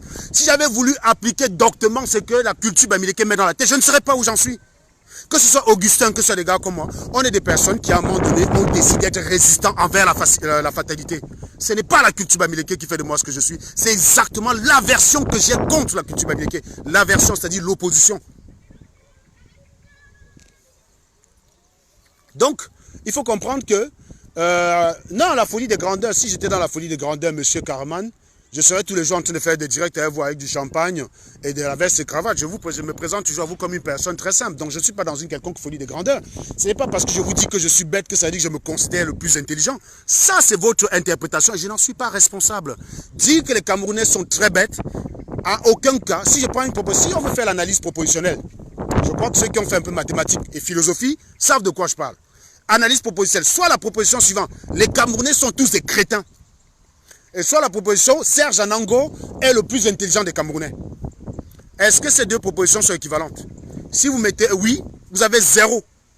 Si vous faites mathématiques 101 en Guaykele et que vous avez en face de vous le professeur Nkwimi Célestin, professeur d'analyse, professeur d'algèbre en première année, vous avez monsieur Nkwimi en face de vous. Si vous demandez de dire que ces propositions sont équivalentes et vous mettez vrai, vous avez 0. Il n'y a aucun lien entre dire que vous êtes des abrutis et que vous êtes bêtes et le fait de me conseiller comme plus intelligent du monde. Non, ça n'a pas de lien. Il n'y a aucun rapport entre dire je suis Serge Anango et je suis Serge Anango, le seul ingénieur camerounais ou le plus grand ingénieur camerounais. Ces propositions n'ont aucun lien. Si on te dit moi Serge Anango, je suis ingénieur, proposition 1. Moi Serge Anango, je suis le plus grand des ingénieurs camerounais, proposition 2. Moi Serge Anango, je suis le seul ingénieur camerounais, proposition 3. Est-ce que ces 3 propositions sont équivalentes? Évidemment, non. Mais vous, dans votre cerveau, c'est ça. C'est la raison pour laquelle quand je vous dis je suis ingénieur, vous comprenez, Serge se prend pour le seul ingénieur du Cameroun. Je ne suis pas responsable, mes chers amis. Je ne suis pas responsable de vos limites mentales. Vous êtes cons et vous confirmez justement que vous êtes idiots. Si on vous pose la question en algèbre, analyse, logique propositionnelle, on vous met les 3 propositions. Si vous dites que ça a le même sens, vous avez 0. Je dis bien vous avez 0. Donc je ne peux pas être responsable de cela. Je ne suis pas responsable. Voilà. En revanche, vous n'allez pas attaquer les Mbessanga Ndiamding qui vous explique que le séisme, qu'il y a eu un tremblement de terre dont on n'en a pas parlé déjà. Les médias, quand il y a des catastrophes, ils ne se précipitent pas pour parler parce qu'une catastrophe, techniquement, révèle toujours les failles et les insuffisances de la gouvernance Paul Biya. Donc, on n'en parle pas. Donc, il y a eu une catastrophe dont on n'en a pas parlé, ce qui suppose qu'il n'y a pas eu d'investigation derrière et des mesures correctives. Il vous explique aussi que le déraillement du train Ezeka, c'est l'œuvre de la déviance sexuelle au Cameroun. C'est-à-dire, c'est à cause de la bordellerie, c'est à cause du fait que les Sabrina Kadji adorent tailler des pipes à leur Joe, c'est à cause du fait que les Gold, je ne sais pas quel Joe même, c'est à cause du fait que les Kevanzi Ngams, je ne sais pas moi, adorent bouffer les chattes, que c'est ça qui a fait le déraillement du train des Ezeka. Moi, j'étais dans ce putain de train, les gars. Et ben, comment voulez-vous que je me sente quand j'entends ça? Et quand j'entends ça, je me rends compte que ça ne vous fait pas bondir de votre fauteuil. Vous écoutez, vous êtes très calme. Mais quand Serge Anango vient vous dire que vous êtes des crétins, vous allez même fouiller jusqu'à dans mon CV. Il y a une connasse qui allait regarder mon CV, qui a remarqué que sur mon CV, je suis sorti de l'école en 2007, et que comment ça se fait que mon diplôme, sur mon école, c'est marqué que je suis sorti en 2009. Donc vous voyez que les gens ont le sens du détail quand même. Hein. Moi j'attendais justement qu'un jour quelqu'un fasse cette remarque, parce que elle est pertinente, de remarquer que sur mon CV, je suis sorti en 2007, et sur mon école, c'est marqué sorti en 2009. Alors, je lui ai expliqué calmement, qu'en France, il y a ce qu'on appelle le TOEIC. Votre diplôme n'est conseillé validé le jour où vous avez moins de 750 en TOEIC. C'est l'anglais, bon. Et quand j'étais à l'école, entre les jobs, entre les études et entre mes voyages, parce qu'il fallait aussi que je profite de la vie, je n'avais pas le temps de me casser la tête à le TOEIC. Donc le TOEIC, je l'ai validé quelques années plus tard. Et c'est à ce moment-là qu'on te donne le diplôme. Mais ça ne t'empêche pas de commencer à travailler, bon. Ça ne t'empêche pas. Tu dis que tu es sorti Polytech, tu sais faire, oui, tu fais l'entretien, mais c'est tout. On ne m'a jamais demandé mon diplôme, je ne suis jamais allé à un entretien sans mon diplôme dans la poche. Demandez-moi où se trouve mon diplôme d'ingénieur aujourd'hui. Je ne sais même pas où ça se trouve. Je ne sais même pas où ça se trouve. Demandez-moi où se trouve mon bac ou mon DEG. Je ne sais même pas où ça se trouve. Si un juge m'en va à un boulot, je me dit présentez-moi votre bac, je suis dans la merde. Je ne sais même pas où ça se trouve. Donc vous avez de ces problèmes à 2 balles, quoi. Vous avez de ces problèmes à 2 balles. Non, il faut savoir d'ailleurs que quand vous sortez de l'école en France, votre diplôme n'est pas édité la même année. Vous avez votre diplôme quasiment 1 an après. Je parle de l'édition, votre diplôme même, il n'est pas édité l'année où vous sortez. Donc, beaucoup d'ingénieurs, quand ils sont tous sur le marché, ils n'ont que quoi comme preuve? Leur relevé de notes. Relevé de notes prouvant que tu as validé tous tes acquis. C'est le premier élément avec lequel tu cherches au boulot en France. C'est-à-dire que si on te demande, mais oui, mais je te parle de la France, connard, je suis en France. Donc ne me parle pas de ce qui se passe au Canada, j'en ai rien à foutre. Je suis diplômé en France. Donc discute avec moi sur ce qui se passe en France. Ce qui se passe chez toi, j'en ai rien à foutre. Ça ne m'intéresse pas. Voilà. Vous avez toujours cherché des discussions à 2 balles. Vous avancez un mensonge sur une personne. Quand il vous donne la bonne explication appliquée à son aire géographique, tu le contredis avec ce qui se passe chez toi. Mais mon cher, apprenez à réfléchir un peu dans votre cervelle. On vous a rendu vraiment bête dans ce pays, mais c'est pas possible. C'est pas possible d'être aussi con. Même avoir une discussion constructive avec vous, c'est impossible. Vous venez me contredire. C'est un truc qui se passe en France. Je t'apporte l'explication de ce qui se passe en France. J'ai déjà eu le cas. Hein. J'ai déjà eu un connard qui est venu m'attaquer pour dire qu'en France, un ingénieur, ce n'est pas bac plus 5, c'est bac plus 4. J'ai dit, mais tu as fait des études dans quelle école en France? Il me parle de la Chine, où il est en Chine. Et tu es venu en France, il dit non. Il me dit, mais chez nous en Chine, c'est comme ça. J'ai regardé le Joe là comme ça, mon frère. Je ne savais même pas quoi dire. J'ai dit, waouh. Et le gars dit qu'il est docteur, quoi. Waouh. Waouh. Non, non, votre façon d'être bête, hein. Je ne sais pas ce qu'on vous a fait, quoi. Je ne sais pas ce qu'on vous a fait. Vous êtes une stupidité, mais vous n'avez même pas aidé. C'est incroyable. C'est incroyable comment vous pouvez être bête. C'est pour ça qu'on ne peut même pas discuter avec vous. On vient vous dire, voilà le programme de Kamto. Quelqu'un commence à dire, oh, que ses frères Bahama aient voté pour lui. Je vous dis que les Bamileke, hein, mais vous êtes une race maudite. Vous dites que je stigmatise les Bamileke. Non, je ne stigmatise personne. Vous savez que ce n'est pas mon cas. Je parle des faits. Et prouvez-moi le contraire. Maurice Kamto est encore en détention aujourd'hui. Parce que les Bamileke ne sont pas solidaires. Si les Bamileke soutenaient Maurice Kamto, comme les Boulous savent soutenir leurs élites, Maurice Kamto, on ne pouvait pas l'arrêter. On ne pouvait pas l'arrêter. Joseph, il te prend la parole. Tu es journaliste, non? Tu ne peux même pas venir parler. Bref, je vous dis une chose. Hein, il faut moi, vous savez que je suis quelqu'un qui dit des vérités. Même si ça blesse, je l'argumente. Le but, évidemment, quand ça vous blesse, c'est juste une conséquence collatérale. Ce n'est pas le but recherché. Le but recherché, c'est de vous réveiller. Le but recherché, c'est de vous réveiller. Vous comprenez ce que je veux dire? Donc, c'est pour vous dire encore une fois que quand vous voulez discuter avec des gens, ne discutez pas sur la base de conneries. Je vous dis encore même que hier, je causais avec Stella. Elle bosse actuellement à l'Elysée, on ne lui a même pas demandé son bac. Hein. C'est-à-dire qu'on ne lui a même pas demandé shoot et diplôme, machin. Elle a fait l'entretien, compétences, machin, on l'a envoyé à l'Elysée travailler. Au Cameroun, il faut que tu donnes tous les diplômes. Il faut que tu donnes tous les diplômes, même, mon frère, que même si la masturbation donne le diplôme, il faut que tu justifies que tu as eu le diplôme de la masturbation. J'ai dit que vous êtes bêtes chez vous les Africains. Et en tout temps, les vraies personnes qui viennent vous dire on a les diplômes et qui déblatent les conneries, on vous pointe leurs conneries, vous ne regardez pas. Mais Sanga Nyamding aujourd'hui, est-ce un vrai docteur? La question peut se poser, mon cher ami. Comment quelqu'un peut avoir fait autant d'études et faire le lien entre une catastrophe géologique qui est un séisme à des pratiques déviantes? Les Européens taillent des pipes tout le temps. Je suis sûr que je suis en train de plaindre des nanas qui ont taillé des pipes la veille avant d'être là. Mais regardez l'environnement qui m'entoure. Elle est saine, quoi. Hein? Dans cette maison, je suis sûr qu'il y a eu des pipes taillées hier. Là, il y a sans doute eu des pipes taillées cette semaine. Là, il y a peut-être eu des pipes taillées le mois dernier. Là, il y a eu des pipes taillées. Regardez, je regarde. Hein. Et je suis sûr que là-bas en face, vous avez des responsables qui taillent des pipes, quoi. Vous voyez ce que je veux dire? Mais regardez comment l'environnement est sain. Il n'y a pas d'eau qui manque. Mais quelqu'un qui a fait des études académiques vient vous expliquer qu'il est en train de dérailler parce qu'on a taillé des pipes. Ah! Et vous ne mettez pas en question ces diplômes. Mais c'est le mien que vous venez attaquer. Dites-moi donc une seule connerie que j'ai dit dans mes directs. Que quelqu'un prenne la parole et se dit, Serge, l'autre jour tu as développé telle théorie. Il se trouve que tu mentais, ce n'était pas vrai. Et je rappelle encore que même si je me plante en droit, même si je me plantais en philosophie, ça ne vous permet pas de dire que je suis bête. Vous devez avoir un minimum de respect au moins pour le fait que ces domaines qui ne sont pas de ma spécialité directe, j'arrive à comprendre ce qu'on dit. J'arrive à comprendre ce qu'on dit. Je peux parler droit avec un juriste, sans problème. J'ai beaucoup d'amis avocats d'ailleurs. Donc certains me disent parfois qu'ils envient mon droit, mon sens de la plaidoirie. Ils disent d'ailleurs que si j'étais capable de plaider avec l'efficacité que j'ai, ils seraient ténors du barreau. Moi, je vais vous dire une chose. Si subitement je gagnais, je ne sais pas moi, 400 000 € aujourd'hui comme ça, là, que je peux mettre dans mon compte et être à l'abri, je me convertirais vers avocat parce qu'il y a trop de gens qui m'expliquent que je me suis trompé de fonction. Ingénieur, c'était vraiment pas mon métier. Voilà. Et donc, je suis sans doute meilleur en tout sauf en ingénieur. Et donc, je n'ai même pas la prétention de vous faire croire que je suis le plus grand ingénieur qui compte. Non. Je suis même d'ailleurs très moyen en tant qu'ingénieur, hein, pour vous dire la vérité. Je suis très bon sur beaucoup d'autres choses, mais certainement pas en tant qu'ingénieur, parce que je n'ai encore rien inventé. Donc rassurez-vous, quand je vous dis que vous êtes con, ou quand je vous dis que je suis ingénieur, comme je vous ai expliqué tout à l'heure, que les propositions ne sont pas équivalentes. Je suis ingénieur, c'est un état de fait. Donc que vous montez, vous descendez, vous vous suicidez, c'est un fait. Comme ce stade est vert. C'est la même proposition. Ces propositions ont la même valeur vérité. Ce stade-là, il est vert. Vous voyez? Cette balle relâchée, elle retombe. Loi universelle. C'est une réalité. Donc, elle n'est pas soumise à quelque discussion que ce soit. Donc, je ne suis donc pas responsable des personnes. Je ne suis donc pas responsable des personnes qui ne comprennent rien de ce qu'on leur dit. Je ne suis pas responsable de ça. Il y a quelqu'un qui vient m'expliquer ici qu'on ne cherche pas la démocratie en se comportant comme les dictateurs. Oui. Déjà, je rappelle que la dictature, c'est quoi? C'est de tuer toute pensée positive de nature à réveiller le peuple.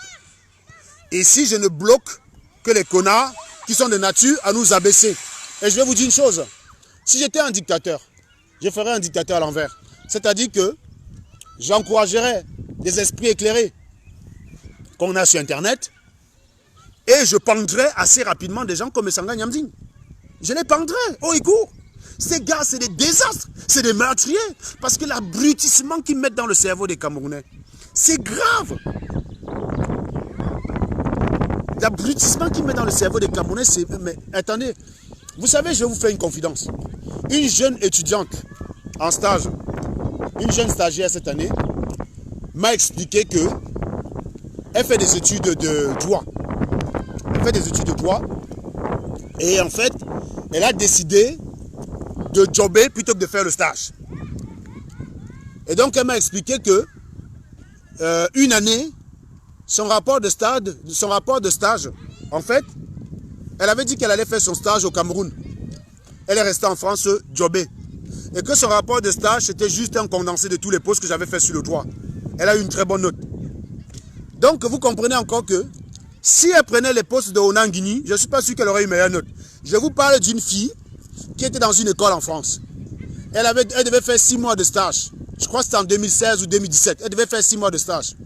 Elle a dit qu'elle partait au Cameroun faire son stage. Elle a pris un job dans une entreprise qui lui paye 1800 € par mois plutôt que d'aller dans un stage où on lui paierait 300 € par mois. Donc elle a pointé 6 mois de job comme ça. Et à la fin de son stage, elle dit qu'elle a juste pris les postes que j'écrivais. Elle a corrigé les fautes.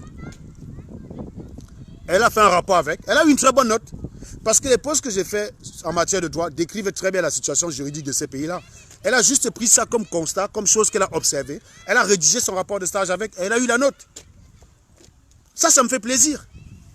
Je connais beaucoup de jeunes qui m'ont dit, j'ai eu une dissertation portant sur un sujet que tu as développé sur ton mur. J'ai fait avec exactement, en enlevant les tags et les mots vulgaires que tu utilises parfois. Elle a eu 18. Ça me fait plaisir. Voilà. Je ne connais pas quelqu'un qui me dise, j'ai pris ce que tu avais écrit dans ton post, j'ai marqué dans ma copie, on m'a donné 0. Je vous parle encore des choses qui ne sont même pas de mon domaine. Hein. Je vous parle encore des choses qui ne relèvent même pas de mon domaine. C'est-à-dire que je ne viens pas tous les jours vous parler de physique parce que mes matières, à la base, je suis un mathématicien et physicien. C'est mon domaine. Or, ce n'est pas de ça que je vous parle tous les jours parce que vous ne serez pas capable de comprendre. Et toute personne qui veut remettre en question mes compétences doit être capable de venir m'attaquer dans ce domaine-là. N'allez pas prendre un post que j'ai écrit rapidement, en 5 minutes, où je laisse les fautes volontairement. D'ailleurs, ces fautes montrent très bien que ce n'est pas du copier-coller. Les fautes, ce que vous utilisez souvent, vous dites que des fautes. Ça montre très bien que je ne suis pas dans la logique de copier-coller. Ça veut dire un texte qui a été écrit par moi. Et je n'ai pas le temps de le relire, je ne suis pas payé pour ça. Dans une rédaction, pour rédiger un article, ça prend une demi-journée. Un mec est payé une demi-journée pour rédiger l'article. Et mon cher ami, il a le temps de lire et de corriger. Moi, je n'ai pas ce temps-là. Je copie, même si c'est le son, je balance. C'est tout. Vous venez corriger ça, vous dites, ah, je doute même qu'il soit ingénieur. Oui, c'est sûr que pour aller résoudre l'équation Navier-Stokes, si je vous dimensionne une voilure d'avion, et que dans mon rapport de dimensionnement, où je préconise des solutions, je commets une faute, par exemple, sur vitesse. Hein? Je mets vitesse avec C, c'est dit, ça veut dire que tous mes calculs sont faux. Mais vous rigolez ou pas, les mecs? Vous rigolez? Je disais hier à quelqu'un que mon professeur de mécanique de fluide, d'ailleurs, je rappelle ici, hein, pour ceux qui sont physiciens, les physiques sont classées par ordre de difficulté. La physique la plus difficile, c'est l'électromagnétique. Ensuite, après l'électromagnétique, c'est la mécanique de fluide. C'est la deuxième physique la plus compliquée. Après vient la thermodynamique. Donc quand vous entendez les gars qui disent ingénieur en mécanique générale, ingénieur en électricité, ça c'est des conneries. C'est les plus faibles des physiciens là-bas. Donc les vrais physiciens, mécanique électromagnétique, mécanique du fluide et thermodynamique, ça rigole pas là-bas. Mon professeur en mécanique de fluide, de la première année et la deuxième année à l'école polytechnique de Nantes, était un Iranien, Hassan Perosani. Il s'exprimait très mal en français, mais il était bon. Il a dimensionné la voilure de l'Airbus A330. Il a travaillé sur le dimensionnement des ailes de l'Airbus A330. C'est un avion qui vole aujourd'hui. C'est lui. Il parlait très mal français et Airbus est une société française. Vous avez des problèmes, mes chers amis, mais vous êtes bêtes. Voilà pourquoi le Cameroun ne va pas avancer. C'est-à-dire que même déjà en tant que recruteur, vous n'avez même pas les critères de recrutement. Ça me sert à quoi que la personne que j'ai à mon entretien... Enfin, je ne sais pas moi. Je cherche un paysagiste, par exemple, pour m'aménager une aire comme ça. Regardez, je cherche un paysagiste pour m'aménager une aire aussi verte que ce que vous voyez là. D'accord? Qu'est-ce que j'en ai à foutre que le gars parle bien français? Qu'est-ce que j'en ai à foutre que le gars parle très bien français, soyons sérieux? Qu'est-ce que j'en ai à foutre? En quoi c'est un plus pour le travail que j'attends de lui? Même recruter vous pas. Et c'est là la différence entre le blanc et le noir. C'est que le blanc, même s'il déteste le noir, il ne va pas laisser un noir compétent pour aller prendre un blanc incompétent parce qu'il est raciste. Jamais. S'il déteste le noir, hein, il ferme ses yeux. S'il déteste le noir et qu'en face de lui, il n'a que des blancs incompétents, il va fermer ses yeux comme ça, là, il va prendre le noir. Voilà pourquoi nos joueurs du Cameroun, ils ont beau être parfois marginalisés au sein du canon Tonnerre. Vous avez vu un Bamileke au Tonnerre qui est mis au banc alors qu'il est meilleur que les autres. Il arrive en France, il joue à Lens, il est titulaire. C'est toujours comme ça. Vous avez une fille au Cameroun qui dépose ses CV partout. À chaque fois, vous demandez, tu es parrainé par qui? Qui t'a envoyé machin? Vous ne la prenez pas. Elle arrive en bain. Elle dépose son CV au premier endroit. On la prend direct comme responsable. Prenez une fille comme Stella. Stella arrive en 2017. Elle a postulé à Auchan. Comme caissière au départ. On l'a chopée comme caissière. Elle a fini responsable de magasin. En moins de 6 mois. Devant les Watts qui sont nés ici depuis longtemps. Et ce n'est pas une Watt qui l'a nommée. Sa responsable directe était une black. Si ça ne dépendait que de sa responsable, elle la torturait. Les Noirs ne s'aiment pas, mon frère. La responsable, elle l'a nommée. Parce que c'est sa responsable à El Watt qui a dit, la petite fille là, elle en a. Mettez la responsable. Juste au bout de 6 mois. Hein. Mettez la responsable. C'est donc ça la différence. Voilà, c'est donc ça la différence entre le Watt et le noir. Parce que vos critères de recrutement ne sont pas objectifs. Vous décidez selon que quelqu'un vous aime. Par exemple, une Thérèse Diabena me regarde débattre avec Envol Cameroun. Envol Cameroun défend que le Cameroun est un pays responsable. Pour dire qu'un pays est responsable, on se base sur le respect qu'elle a des textes auxquels elle s'est engagée. Les droits de l'homme universels, la Constitution, le Code pénal, le Code de procédure pénale, le Code civil, le Code de procédure civile, et ainsi que tous ces textes qui régissent le fonctionnement des institutions dans un pays. Le mec ne connaît pas la Constitution. Donc, comment il va défendre que le Cameroun est responsable? Le mec ne connaît même pas le Code de procédure pénale. Il est nul en ça, mais à la fin, Thérèse Diabena dit quand même qu'il a très bien débattu. Où est l'objectivité là-dessus? En gros, ça veut dire que si Thérèse Diabena est assise dans un bureau, je débarque avec Envol Sardinard pour postuler un poste. C'est lui qui va avoir le poste. Alors que le mec a foiré l'entretien. Voilà pourquoi ce pays n'avance pas. Parce que même être capable d'apprécier les choses, vous ne savez pas faire, vous mettez toujours de l'émotion là-dedans. Si vous prenez un Sardinard en face, vous mettez là, vous dites 2 plus 2 égale combien? Il dit 5. Et on dit 2 plus 2 égale combien? Je fais un développement, j'explique. Vous demandez à Bertie Le Camille d'apprécier. Bertie Le Camille va apprécier le Sardinard. J'ai vu beaucoup de tontinards aujourd'hui s'allier avec des Sardinards pour m'attaquer. Je n'ai jamais vu un Sardinard s'allier avec un tontinard pour attaquer un Sardinard. Jamais de la vie. Je vous dis aujourd'hui, j'ai vu des Sardinards et des tontinards s'allier ensemble pour m'attaquer. J'ai vu des Sardinards et des tontinards sur le même poste se liker les commentaires entre eux pour m'attaquer. Tu ne verras jamais un Sardinard et un tontinard s'allier pour attaquer un Sardinard. Quand tu attaques un Sardinard, le Sardinard passe, il regarde, il ne dit rien. Même si c'est un Sardinard qui déteste, hein, il ne dit rien. C'est là où je vous dis que ces gars-là, ils sont plus structurés que nous. Donc vous êtes toujours dans l'émotion. Et c'est comme ça que vous ne saurez pas, même si quand tu arrives au pouvoir, une bonne partie des tontinards, s'ils étaient en charge de l'exercice, les choses seraient pareilles. Parce que si c'était Narcisse Barga qui était accusé de viol, tous les tontinards l'auraient tiré dessus comme un seul homme. Mais comme c'est elle chez nous, ah bah c'est un tontinard, il faut le couvrir. Et le seul qui dit non, jamais, je ne suis pas dans vos conneries là. C'est lui qu'on attaque aujourd'hui. Et on est d'ailleurs content que, oh Serge, c'est bien, le peuple camerounais t'a lâché, tu as perdu les vues. Oui les gars, ça a vachement affecté ma vie les mecs. Je peux vous dire que depuis que le peuple camerounais, m'a lâché, ma vie est un enfer, c'est un désastre. Je vous garantis que je souffre. Non mais soyez sérieux, moi je viens sur internet, vous transmettre ce que je connais. C'est pour vous que je le fais, c'est pas pour moi. Donc ça veut dire que toi tu es dans la merde. Je te propose des solutions pour sortir de la merde. Tu refuses ces solutions parce que je t'ai fumé. C'est ça, non? Tu refuses ma solution parce que je t'ai fumé. Tu refuses ma solution parce que j'ai dit que tu es un abruti. Mais qui c'est qui va rester abruti à vie? Ben, c'est pas moi. Vous venez me dire, non Serge, depuis que tu passes ton message, si tu veux être écouté, il faut que tu fasses... Il n'y a pas une histoire de Serge, tu vas être écouté. Que je sois écouté ou que je ne sois pas écouté, mon salaire est le même. Mon obsession, c'est que mon message soit le plus simple possible.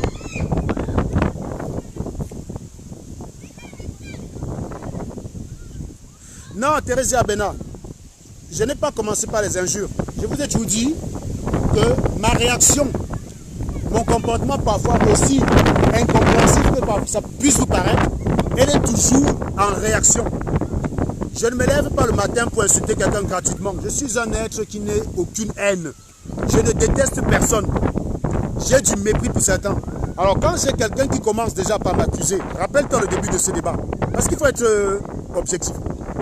Il arrive au départ, il voit des têtes de mort. Parce que vous croyez en fait que les têtes de mort sur Internet ne sont réservées exclusivement qu'à Serge Anango. Le mec commence son direct, il y a des têtes de mort qui pleuvent sur son direct. Je suis en train de jouer au basket avec ma fille, devant lui, en attendant que les gens se connectent. Il me dit, Serge Anango a commencé à les têtes de mort. J'ai dit, mon cher ami,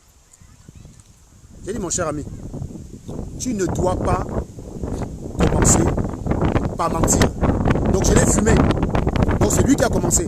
Maintenant, Patrick Lemiel qui dit que je ne dois pas attaquer les Tontinards. Je ne dois pas attaquer gratuitement les Tontinards.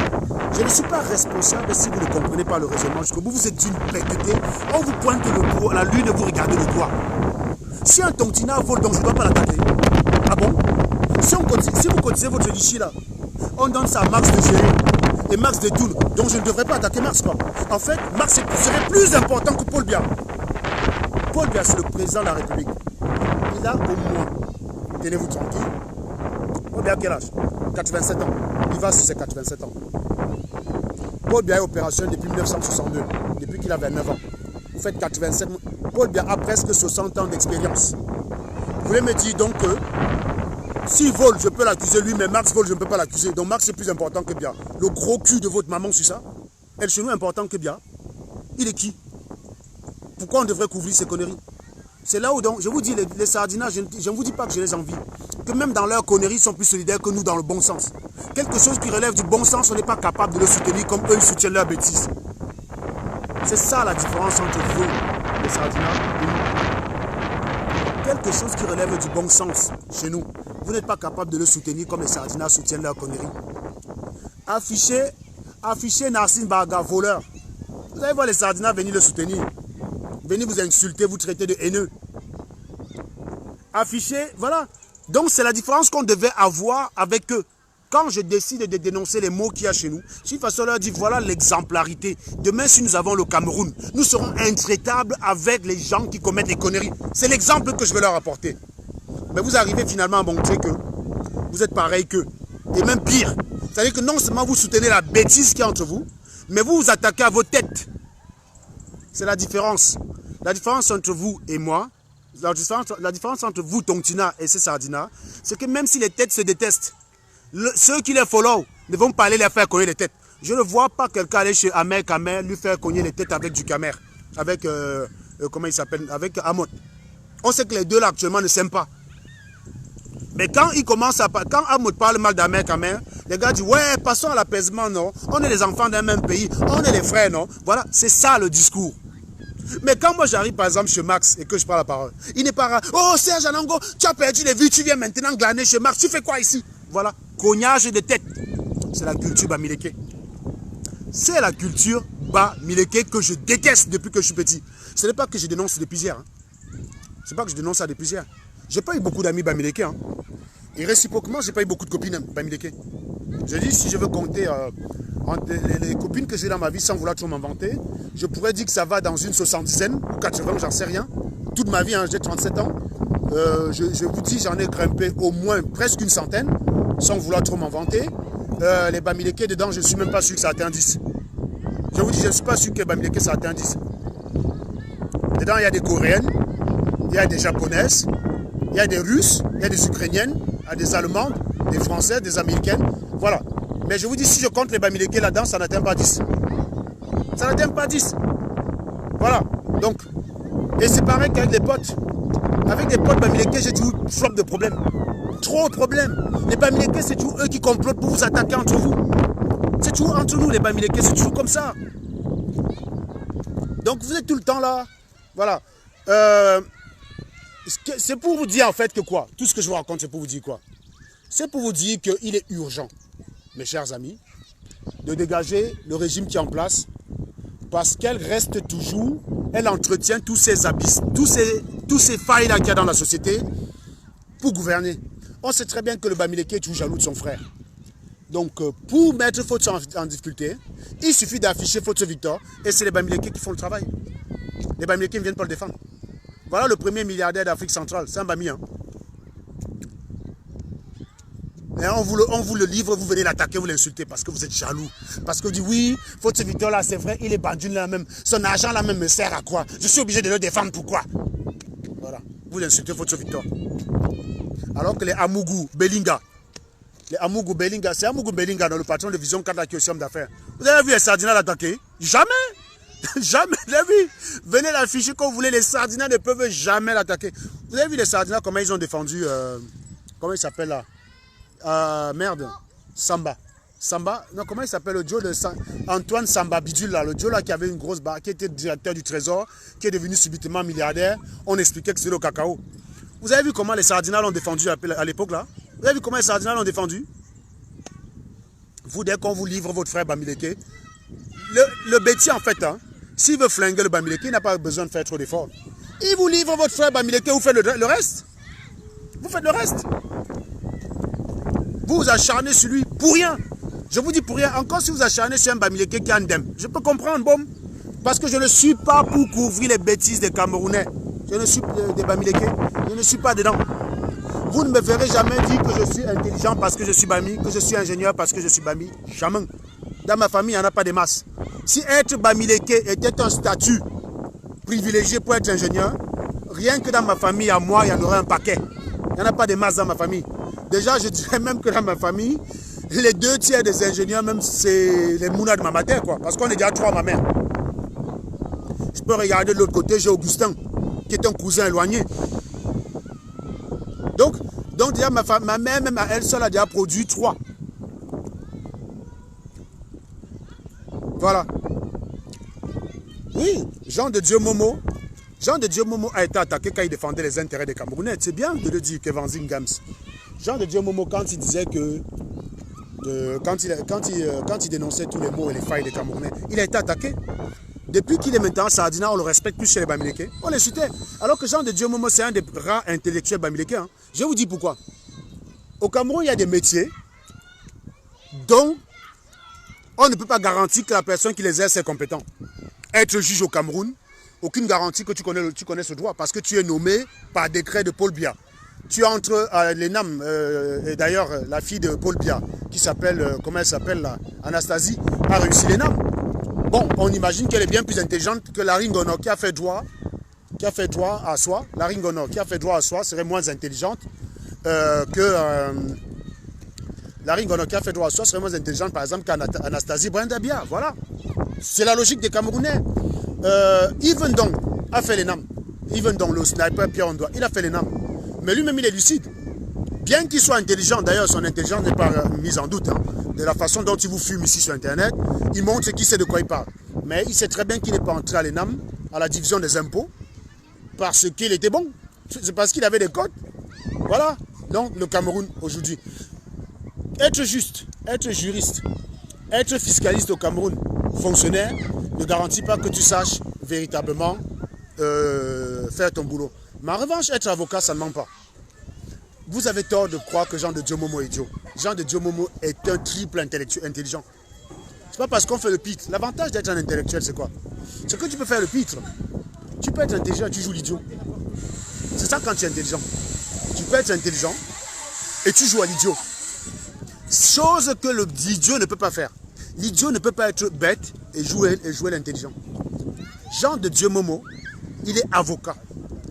Tu ne peux pas être avocat si tu es bête, mbom. C'est un des rares métiers qui ne ment pas. Qui va confier son dossier à un Joe qui perd tout le temps?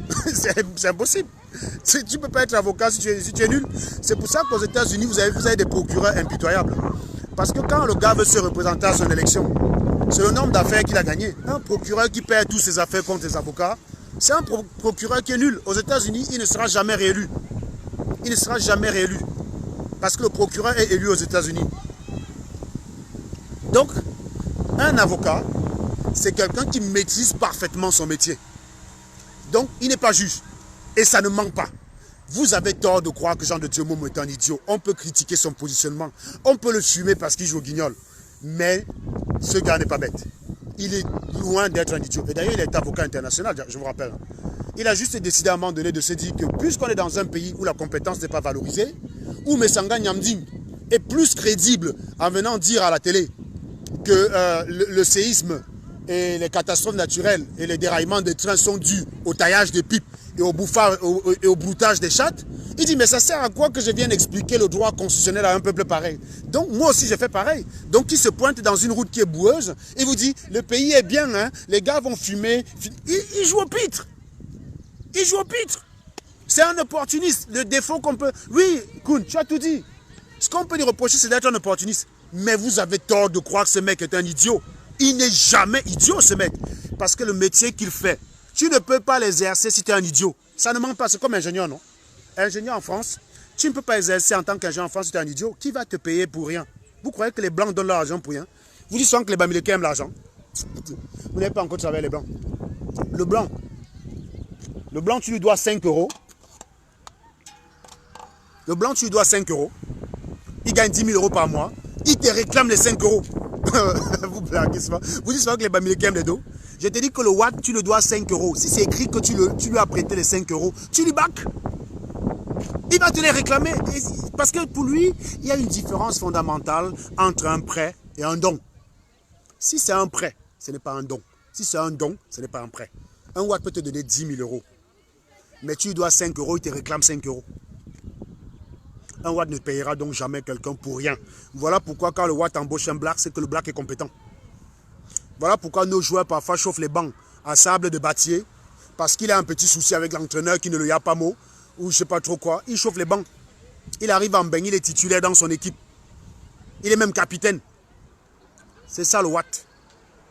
Le Watt ne donne pas les dos pour rien. Donc il y a des métiers qui ne manquent pas.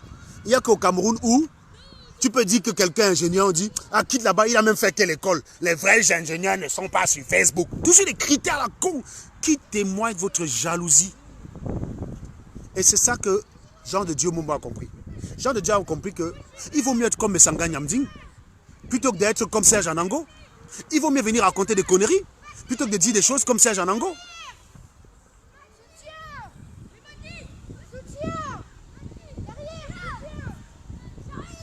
Vous venez tout le temps. Donc, moi je vous dis, il est urgent de chasser ce régime. Tout l'exposé que je fais là. Il y a des gens qui disent que Serge Anango aime parler de sa vie. Oui, je préfère dans mon direct parler de moi que de parler des autres. Je ne suis pas de ceux qui font des directs dans le noir pour parler de la vie des gens qui ne connaissent pas. Moi, je ne fais pas ça, je n'ai pas que ça à faire. Quitte à faire un direct, autant que ça serve à quelque chose. Je préfère faire dans un direct pour vous parler en tant que vous Camerounais, en s'appuyant sur moi. Je crois quand même qu'à certains égards, je suis un exemple. Il y a beaucoup plus nul. C'est-à-dire que si on veut classer la société camerounaise par échelon, il y en a plus en bas de moi qu'au-dessus de moi. Donc je suis à ce niveau-là, je ne suis pas parmi les nuls. Donc à partir de là, je suis au-dessus de la moyenne. Je suis même très au-dessus de la moyenne. Regardez rien qu'en France. Souvent quand on vous dit que telle personne gagne 5 000, vous devenez malade, vous dites que 5 000 euros c'est quel argent? Il se vante avec 5 000 euros. Il faut être méthodique dans la vie. Prenez la courbe des salaires en France. Vous faites une analyse statistique. Le salaire médian en France, c'est 2200. Vous savez ce qu'on appelle le salaire médian? Le salaire médian, c'est le salaire qui divise la société française en deux parties. C'est-à-dire que 50% gagnent en dessous et 50% gagnent au-dessus. Le salaire médian en France, c'est 2200 euros net. C'est moins de la moitié de ce que j'en ai déjà. Voilà, on ne va pas très loin. Bon, pas trop ces derniers temps, parce que ces derniers temps, c'était un peu tendu. Hein. Je n'étais pas très à l'aise. Vous savez, j'ai perdu mon boulot l'année dernière. Et donc, ces derniers temps-là, je crois jusqu'en mars, j'étais payé plutôt 3500 euros net. Je vous dis les chiffres. Je ne gagnais pas 5000 euros net ces derniers temps. Et ça se voyait sur moi, parce que quand je perds du pouvoir d'achat, ça se voit. Hein. Je ne gagnais pas 5000 euros comme d'habitude. Donc, ça m'a bien saoulé. Mais tout va bien, vous inquiétez pas. Mais cela dit, même à 3500 euros, là où j'étais très malheureux, je suis très au-dessus du salaire médian. Le salaire médian, c'est celui qui coupe la société française en deux. C'est-à-dire que quand tu gagnes 1600 euros net là, tu fais partie des 50% qui gagnent moins. Ça, c'est le salaire médian. Le salaire moyen maintenant, c'est on prend le salaire de tous les Français et on divise par les Français. C'est 1700 euros net. Un tiers de ce que je gagne. Donc, je ne fais pas partie des nuls. En revanche, maintenant, si tu regardes la société française par rapport au salaire, tu classifies. Il n'y a que 4% des Français qui gagnent au-dessus de moi. Donc j'ai le droit de m'en vanter, bon. Ça veut dire qu'il y a 95% des personnes qui gagnent moins que moi. C'est ça que ça veut dire, bon. J'ai le droit d'être fier, gars. Je ne fais pas partie des nullards. Je suis parmi les 4 premiers. Si on classe ça par point, je suis parmi les 4 premiers, bon. J'ai le droit d'être fier, j'ai le droit de vous emmerder. Vous voyez ce que je veux dire? Donc je ne suis pas raté.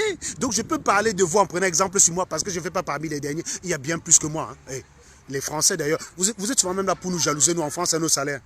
Je vous rappelle que les 5 000 € que je gagne en France, c'est rien. Hein. Un ingénieur américain, il gagne le double. Si j'étais ingénieur aux États-Unis, je serais dans les 10 000. Ah, ça, je vous dis. Hein.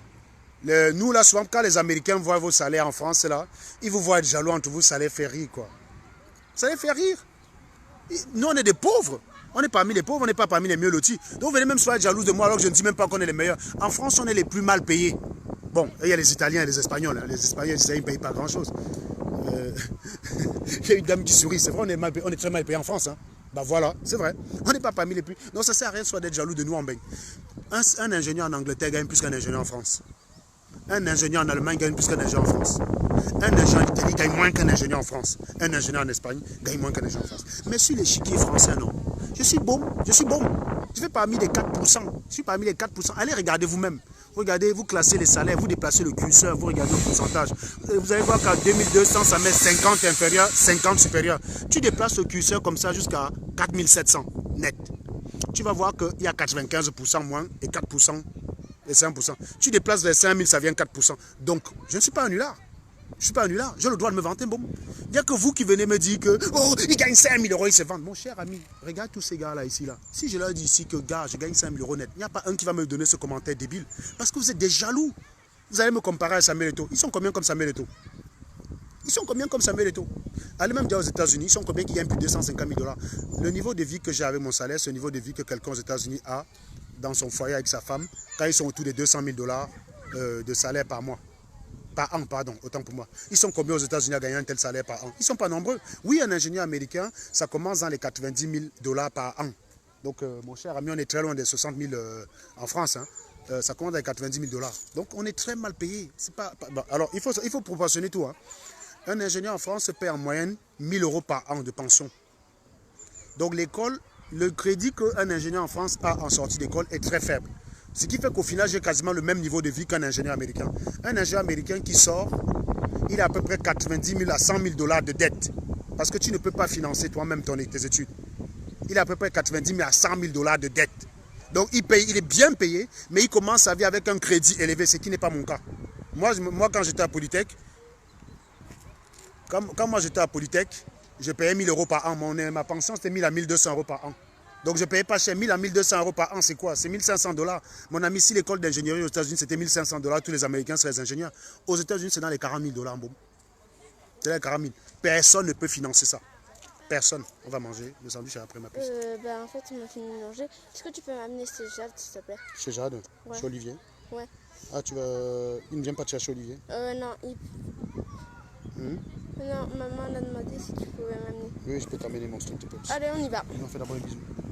Encore? Non. Non, attends, je finis, je conclue. Salut mes amis. Mais tu peux continuer. Dis bonsoir mes amis. Salut. Tu es qui? Mégane. Mégane qui? Borsanango, la fille de Serge.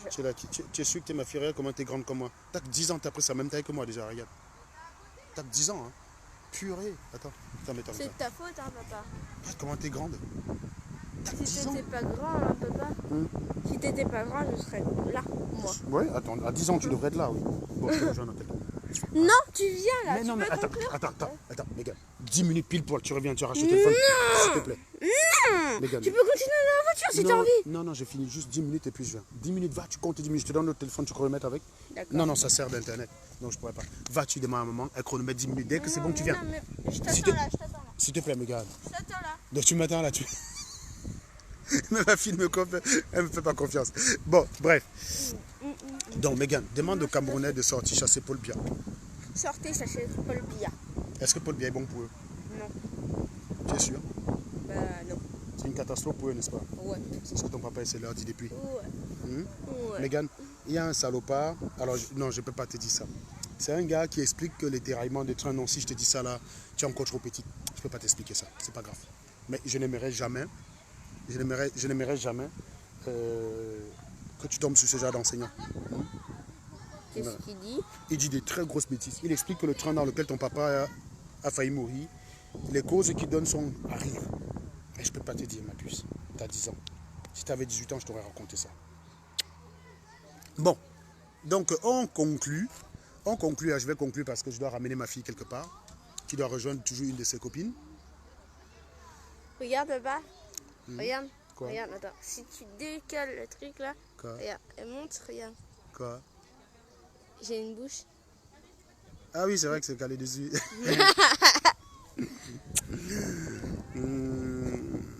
Bon, alors, conclusion. Qu'est-ce que je voulais vous dire aujourd'hui? Je voulais vous parler de la semaine. La semaine, on est resté un peu sur la mentalité. Autre chose aussi de très important, et on peut s'en réjouir, être fier. Il y a des résistants au Cameroun qui ont pris la relève. Donc j'invite tout le monde à aller s'abonner sur la page Combattant Plus 237. Un marathon de direct 100% camerounais est en cours de préparation.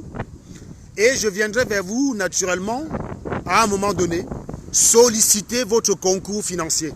Parce que ces gens ont besoin de votre soutien. On a longtemps fait des directs pour les réveiller, pour les sensibiliser. Et ils ont commencé à se réveiller, les gars.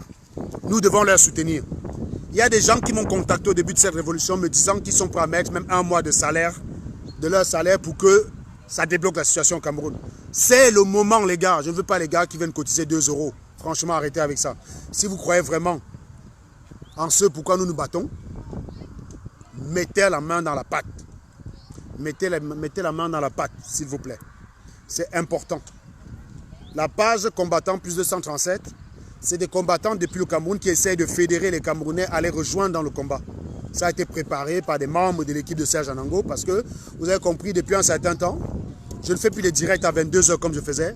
Je crois que tout ce que nous avons pu faire, nous pouvions faire en tant que diaspora, nous l'avons déjà fait. La communauté internationale est informée. Ce matin, j'ai reçu encore un message. Il y a une discussion qui aura lieu au sein des Nations Unies, toujours sur la situation camerounaise. Toujours sur la situation camerounaise. Nous avons le Parlement américain qui a pondu des résolutions, comme le Parlement européen. Au jour d'aujourd'hui, la situation camerounaise est connue. Non, ça fait pas encore 10 minutes, dans 5 minutes. Au jour d'aujourd'hui, la situation camerounaise est connue. Tu as dit que tu devais fermer. Oui, c'est ça. Au jour d'aujourd'hui, la situation camerounaise, elle est connue. Non, on va quelque part, je peux bien attendre 10 minutes. Arrêtez vos conneries, je sais ce qui est important pour moi. Donc, ne venez pas ici faire comme si vous êtes des pâtés. Sans doute, vous venez souvent même dire des conneries comme ça alors que vous avez abandonné vos enfants. Vous ne savez même pas ce que vous avez fait. Il faut mettre la main dans la poche. Oui, Nadine Obam, malgré nos désaccords, moi, je préfère me concentrer sur ce qui nous unit, toi et moi. Je pense que, toi et moi, je pense que tu as une sincère préoccupation de la situation camerounaise. Je respecte et je conçois que tu ne sois pas d'accord avec la méthode que j'emploie. Mais je t'aurais pris au sérieux si tu m'avais ramené en échange une méthode qui était efficace. Et je l'aurais adoptée. C'est mon esprit scientifique qui se base sur tout ce qui marche. Voilà, jusqu'au jour d'aujourd'hui, quelles que soient les méthodes qui ont été utilisées, le Cameroun est dans la merde. Et la force, pour moi, c'est la diversité et ce n'est pas l'uniformité. Donc voilà pourquoi je maintiens ma méthode aussi différente et aussi brutale que ce soit, mais qui reste encore en corrélation avec mon éthique. C'est-à-dire que, Nadine Obam, si tu es dans mon camp et que je t'apprécie, demain tu déconnes, je vais te fumer jusqu'à ta part va venir. Mais avec violence. Et d'ailleurs, je serai même plus dur envers toi que je ne peux être dur envers les autres. C'est la différence que j'ai avec vous, c'est que vous considérez qu'on doit être juste quand ça concerne les autres, mais on doit être corrompu quand ça concerne les nôtres. Je ne suis pas un être bipolaire. Je ne suis pas un être bipolaire. Donc je reviendrai vers vous pour solliciter votre aide. Et faisons comme les anglophones parce que je tiens à vous annoncer que je ne peux pas vous donner déjà les noms des contacts. Je suis en cours de rapprochement avec des dirigeants anglophones qui sont très avancés dans cette lutte et qui pensent que nous sommes en train d'aborder le dernier virage. Simplement pour que les anglophones nous prennent au sérieux, il faut qu'on leur montre ce que nous sommes capables de faire en matière de financement. Je vous rappelle que quand les anglophones font des levées de fonds aux États-Unis et en Angleterre, c'est des gens qui déposent des 500 $, des 500 €, des 200 €, des 300 €. Ce n'est pas des mecs qui déposent 10 €. 10 € c'est le prix d'un sandwich. Si vous considérez que la révolution camerounaise vaut le prix d'un sandwich, c'est qu'il y a un réel problème, mes chers amis. C'est qu'il y a un réel problème. Si vous considérez, je ne vais pas vous supplier, hein, ne comptez pas mal là-dessus. Je vais vous emmerder correctement. Je vous dis le gros cul de vos mamans. Si vous contribuez pour mon argent personnel, si vous contribuez ça pour mon argent personnel, ne le contribuez pas, les gars. Voilà. Ne le contribuez pas. Les anglophones, au jour d'aujourd'hui, quand ils font des levées de fonds, ils se mettent quelque part. Ils sortent toujours au moins avec les 25 000 $. Vous avez vu la petite Sylviane qui a réussi à lever 25 000 $ à peu près pour la fondation Aya au Cameroun. Ce n'est pas auprès des francophones qu'elle a levé cela. C'est auprès des anglophones qu'elle a levé cela aux États-Unis. Et pourtant, Sylviane, quand elle fait des directs, il n'y a pas 100 personnes qui regardent ces directs. Mais elle sait toucher les personnes qu'il faut. Je vous dis, si la révolution pour vous, c'est venir mettre 50 €, ça ne sert à rien, je vous en supplie. Ce n'est pas que je simplifie votre argent. Nous, on pense, regardez le temps que nous passons. Et parfois même pour se faire insulter, et même pour se faire qualifier de traître. C'est pas grave. Mais si on perd ce temps-là, regardez ma fille qui me dit allons, allons, je dis donne-moi 2 secondes. Si on perd ce temps-là, c'est parce que nous y croyons et nous y mettons notre cœur. Vous n'êtes pas capable de faire exactement ce que nous faisons. Mais le moins que vous pouvez faire, c'est avec votre portefeuille, de démontrer que vous croyez en ce pour qu'on se bat. C'est tout ce qu'on peut vous demander. Donc, les gars, bêta, hein, au lieu de mettre 20 €, attends même 2 mois, tu cotises, ça atteint 150 €. Tu cotises. Moi, je ne veux pas les cotisations de 5 €. Et je n'ai pas l'intention de vous supplier. Je n'ai pas cette intention-là. Je n'ai pas l'intention de vous supplier. Parce que ça ne me concerne pas moi. Si c'était l'argent qui allait dans mon compte pour envoyer Mégane, par exemple, passer un séjour aux États-Unis en colonie de vacances, oui, je vous aurais supplié, je me serais même mis à genoux pour vous demander. Je n'ai pas à vous supplier pour un argent qui n'est pas pour moi. Je pars du principe que vous, au minimum, vous et moi avons la même préoccupation que du Cameroun. Et qu'à ce moment-là, nos divergences sont nettement importantes, sont nettement, comment dire, sont infiniment moins importantes que ce qui devrait nous unir. Ces derniers temps, j'ai l'impression que je fais beaucoup d'erreurs de français, hein, je bafouille même. On pourrait même se demander si je suis vraiment ingénieur. Je bafouille, j'ai du mal à trouver mes mots. Nos divergences doivent être inférieures à ce qui nous préoccupe, c'est-à-dire le Cameroun, c'est-à-dire la situation camerounaise. Et dans ce sens, si vous pensez que je dois vous supplier pour que vous en soyez conscient, vous vous torchez encore. Vous savez que vous êtes complètement torché la cervelle. Ça n'arrivera jamais. Voilà. Mais cependant, je vous dis, nous avons été marginalisés par des anglophones qui sont, eux, très structurés, très avancés. Nous avons une occasion de leur montrer que nous sommes sérieux et qu'on peut travailler ensemble. Je vais vous dire une chose, il n'y a pas de solution de dégagement de Biya sans les anglophones. Il faut être honnête. Je vous dis, en l'état actuel des choses, mon sentiment est celui-là. Aucune solution de dégagement de Paul Biya aujourd'hui sans les anglophones. Read on my lips. Je sais que j'ai des vérités qui ne plaisent pas souvent les gens. Mais ça découle toujours d'un constat froid et méthodique. Il n'existe aucune solution de dégagement de Paul Biya sans les anglophones. Aucune. Je vous dis sincèrement, si on veut travailler avec ces gens-là, montrons-leur que nous sommes sérieux. Montrons-leur qu'on ne va pas être un boulet pour eux, mais un avantage pour eux. Si on arrive là avec les conneries que nous sommes en tant que francophones, c'est sûr qu'ils ne vont pas vouloir travailler avec nous et le problème va persister. Il n'existe pas de solution de chassement de Paul Biya en l'état actuel des choses sans les anglophones. We gotta be clear. On doit être clair à ce niveau-là. C'est l'orientation que je privilégie désormais. Je ferai parfois beaucoup de voyages aux États-Unis pour faire des réunions avec certains de ces gars-là. Mais elle est où elle est quelque part dans la nature, là. Je ne sais pas où elle est passée. Elle est quelque part. Elle est quelque part, je ne sais pas. Elle est quelque part. Elle est! Bon, donc vous comprenez que... Et moi, je veux que nous soyons sérieux auprès des anglophones. Je veux que nous soyons sérieux devant eux. Et pour ça, ça demande un autocritique violent. C'est pour ça que le 20, je ferai avec vous, après le 18, hein, le 18, le 19 ou le 20, je ferai avec vous un bilan de cette révolution. Elle est là, elle est. Tu vois, j'aperçois ses jambes, ses grandes jambes. Voilà. On y va. Voilà. Donc, conclusion. Mégane, tu as pris mon sandwich? Va me chercher mon sandwich. Va le chercher, on va avec. Et donc, au final, je m'avance vers la voiture, Mégane. Hein? Mégane, je m'avance vers la voiture, tu me rejoins. Je m'avance vers la voiture. Mais je m'avance vers la voiture, tu vas chercher le sandwich? Je m'avance vers la voiture, tu cherches le sandwich, s'il te plaît. Mais le sandwich, il est dans les mains de maman. Mais oui, mais va le prendre, tu me ramènes ça vers la voiture. Si tu étais parti, tu serais revenu. Donc, encore une fois, on va faire un bilan froid. Et j'aimerais que ce direct soit participatif. Et je vais vous dire sérieusement, si vous êtes une personne qui réfléchit avec les jambes, avec les pieds, avec tout sauf avec le cerveau, vous n'êtes pas le bienvenu. Moi, je veux donner une orientation nouvelle à ce combat, celui de la méthode, celui de la réflexion, celui de l'intelligence. On arrive à un virage où on ne fait plus les choses pour faire. Si on vous dit on va marcher, il faudrait qu'on ait un objectif qu'on va atteindre. Et on vous explique clairement en quoi cette marche vous rapproche de cet objectif. J'espère qu'on se comprend très bien. Je dis qu'on arrive à un niveau, c'est la méthode maintenant, ce n'est plus l'émotion. Je ne veux pas travailler avec des gens émotifs. Ceux qui se considèrent comme intellectuels. Il est où mon sandwich? Ah. Ceux qui se considèrent comme intelligents, ceux qui n'ont pas voulu travailler avec nous au départ parce que ça manquait de sérieux, sachez donc aujourd'hui que ça va prendre une tournure sérieuse. Ça va prendre une tournure sérieuse. Si nous voulons travailler avec ces anglophones qui sont très avancés et profiter de leur expertise et leur expérience, surtout aussi même parfois en matière de levée de fonds, parce que la levée de fonds est proportionnelle à la crédibilité que tu as.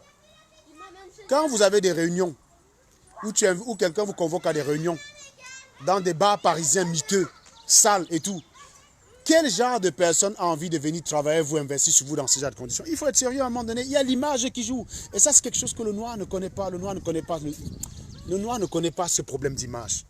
Il ne connaît pas. Il ne connaît pas. Donc moi, je vous dis, ceux qui sont restés un peu à distance, ceux qui réfléchissent par la tête, les pieds et les mains, allez aux marches. Je ne vous veux pas dans mon équipe. Allez aux marches. Ceux qui travaillent avec un cerveau, en appliquant une méthode scientifique, logique, cohérente. Ceux qui veulent qu'à chaque fois qu'on veut faire une action, qu'on définisse un bilan, un objectif, une méthode, venez avec moi. Venez avec moi.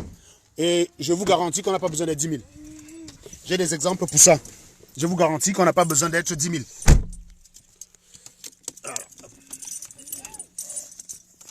T'avais pas dit que ça allait se fermer?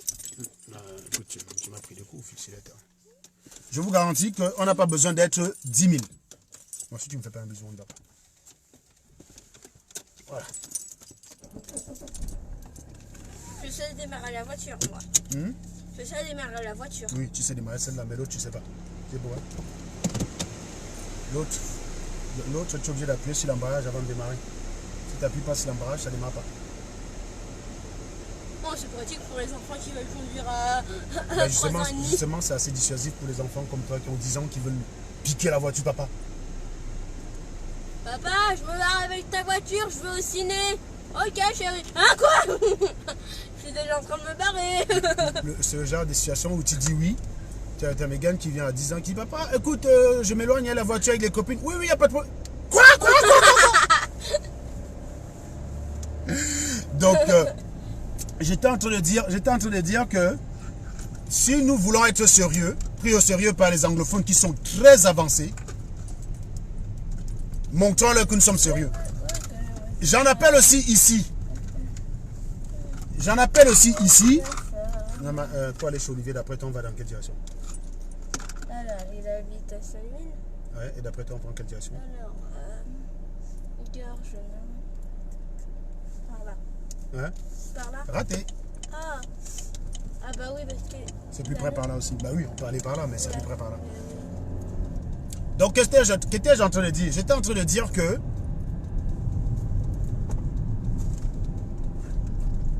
ben, il y a un salopard qui vient sur mon dieu me demander ce que la voiture fait quoi. Les gars, il se trouve que je ne suis pas payé pour être activiste et que malgré le fait que je sois activiste, à côté, je suis un père. Donc, ça arrive que je sois en direct, mon enfant vient me parler. Donc, voilà. Je suis un père. Non? Donc, tu dégages. Moi, c'est toi qui viens faire quoi ici? Mais vous êtes bête quand même. Donc j'étais en train de dire que nous devons montrer que nous sommes sérieux. Voilà. Et au jour d'aujourd'hui, je veux travailler avec des gens qui réfléchissent par la tête, pas les émotifs. Parce qu'il faut savoir que les coups d'émotion qu'on a eu ces derniers temps, c'était pour attirer l'attention. Au jour d'aujourd'hui, par exemple, prendre une ambassade ne sert plus à rien. La prise de l'ambassade avait pour but d'attirer l'attention, de montrer notre mécontentement. Au jour d'aujourd'hui, une prise de quelque ambassade que ce soit ne sert plus à rien. Parce que l'objectif aujourd'hui, c'est faire sortir les Camerounais pour aller chasser Biya. Et prendre l'ambassade à Paris, ça ne sert à rien. Ça aurait servi à quelque chose si le fait que tu prennes l'ambassade à Paris réveillait l'orgueil des Camerounais et ils se disaient, ils ont pris l'ambassade à Paris, nous on va prendre Etoudi. Personne n'a fait ça. On a pris l'ambassade à Paris. Pendant qu'on était à l'ambassade à Paris, vous étiez sur Facebook en train de nous regarder. Donc au final, vous ne servez à rien. Vous ne servez à rien.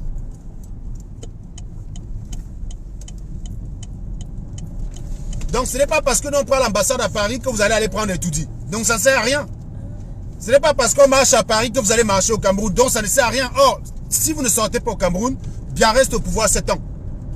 Donc, je veux travailler avec des personnes méthodiques. Vous avez remarqué d'ailleurs que dans mon équipe, vous ne voyez pas les gens au marche avec les tenues militaires. Parce que ça, c'est du folklore, ça. C'est du folklore.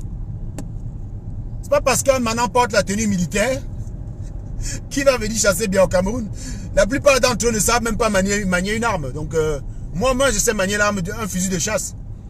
D'ailleurs, quelqu'un vient chez moi comme ça, bêtement. En surprise, je le chope dans mon jardin. Je lui vide de la chevrotine dans les jambes. N'est-ce pas, Fulz? Non. Ben oui. Tu veux pas que je fasse ça, hein? Non. Pourquoi? Si un voyou sur notre jardin, on doit le vider la chevrotine dans les jambes, quand même. Non. Si. Non. Tu prends la chevrotine, tu le vises. Non. Tu prends le téléphone, t'appelles la police. On prend le téléphone, on appelle la police. C'est encore plus simple. Ah putain, merde. Vous savez comment si on est cons ici, les enfants nous éduquent, hein? J'ai dit à ma fille que s'il y a un voyou qui arrive sur mon terrain, je lui vide le chargeur dans les boyaux. Ma fille me dit non, tu prends la police, tu prends le téléphone, tu appelles la police. Mais t'as fait droit, toi? Hein? T'as fait une école de droit? Bah, on apprend ça à l'école. On apprend ça à l'école? Ouais. Donc toi, à 10 ans, tu sais ça, alors que Messanga Nyamding, il ne le sait pas. Tu connais qui est Messanga Nyamding? Non. C'est un connard qui dit qu'il a deux doctorats. Papa, je le connais pas, c'est un connard. Ah oui, c'est un connard, tu ne le connais pas, c'est vrai. Bien, donc, voilà, Alban Atangana, nous sommes à l'ère des stratégies. Et qui dit stratégie demande du cerveau, hein. C'est fini ça. C'est pas les histoires de je suis dans la révolution depuis 40 ans. Tu es dans la révolution depuis 40 ans, mais tu as échoué, mon type. Donc tu fermes ta gueule. Voilà. Donc, l'ère des stratégies, c'est maintenant qu'on va faire ça. Et je vous dis, je viendrai dans quelques jours vous solliciter du financement. Et vous devez contribuer à hauteur de ce que les anglophones, eux, font. Montrez aux anglophones que on a pris ça au sérieux et demandons leur pardon. Mais regardez-moi bien dans les yeux. Il n'y a pas de solution de chassement de Biya sans les anglophones. Si on n'a pas compris ça aujourd'hui après, quand on dit financement, ce n'est pas 10 euros. Ce n'est pas 5 000 euros dans la cagnotte. Non. Allez voir ce que les anglophones ont déjà. Si vous savez ce que les anglophones ont déjà, vous auriez honte. Vous auriez honte, les gars. Vous, les tontinards, vous dites... Je vous dis, au début de cette révolution, j'ai des gens qui m'ont dit qu'ils sont prêts à mettre leur mois de salaire dans la révolution. C'est le moment, les gars. This is time. Je préfère 1000 personnes qui cotisent 1000 euros chacun que 100 000 personnes qui cotisent 10 euros chacun. Parce que ces gars-là, ça veut dire qu'ils n'ont pas pris le combat au sérieux. Au-delà du montant du financement qui va être très utile, ça montre le degré d'implication que vous avez. Si vous ne cotisiez pas parce que vous ne trouviez pas ces gars-là sérieux, c'est le moment. C'est le moment. Les gens au Cameroun commencent à se réveiller. Il va falloir les gagner plus en profondeur. Il va falloir que ces gars ne manquent de rien. Ils n'ont pas la même aisance que nous. Et comme on les veut par milliers, il y a beaucoup de gens qui sont capables de dire « je veux me battre », mais qui n'ont pas l'argent de transport pour aller à Yaoundé, mes chers amis. Nous devons tenir compte de cela. Certaines personnes veulent se battre, veulent l'argent de transport. On tient compte de cela, mes chers amis. Ça, c'est ce que les anglophones ont compris. J'inviterai prochainement Ndikoum Victor. J'inviterai prochainement Ndikoum Victor ici. Il viendra nous parler. Quand je dis prochainement, ça va être assez rapide. Ça pourrait être demain. Je vais essayer de l'appeler. Il viendra nous parler de comment la révolution est née chez les anglophones. Parce que les anglophones sont déjà en pleine révolution. Eux, nous les francophones, on n'y est pas. Il viendra expliquer ça ici. Voilà. Ça ne fait que se couper. Donc, sachez une chose.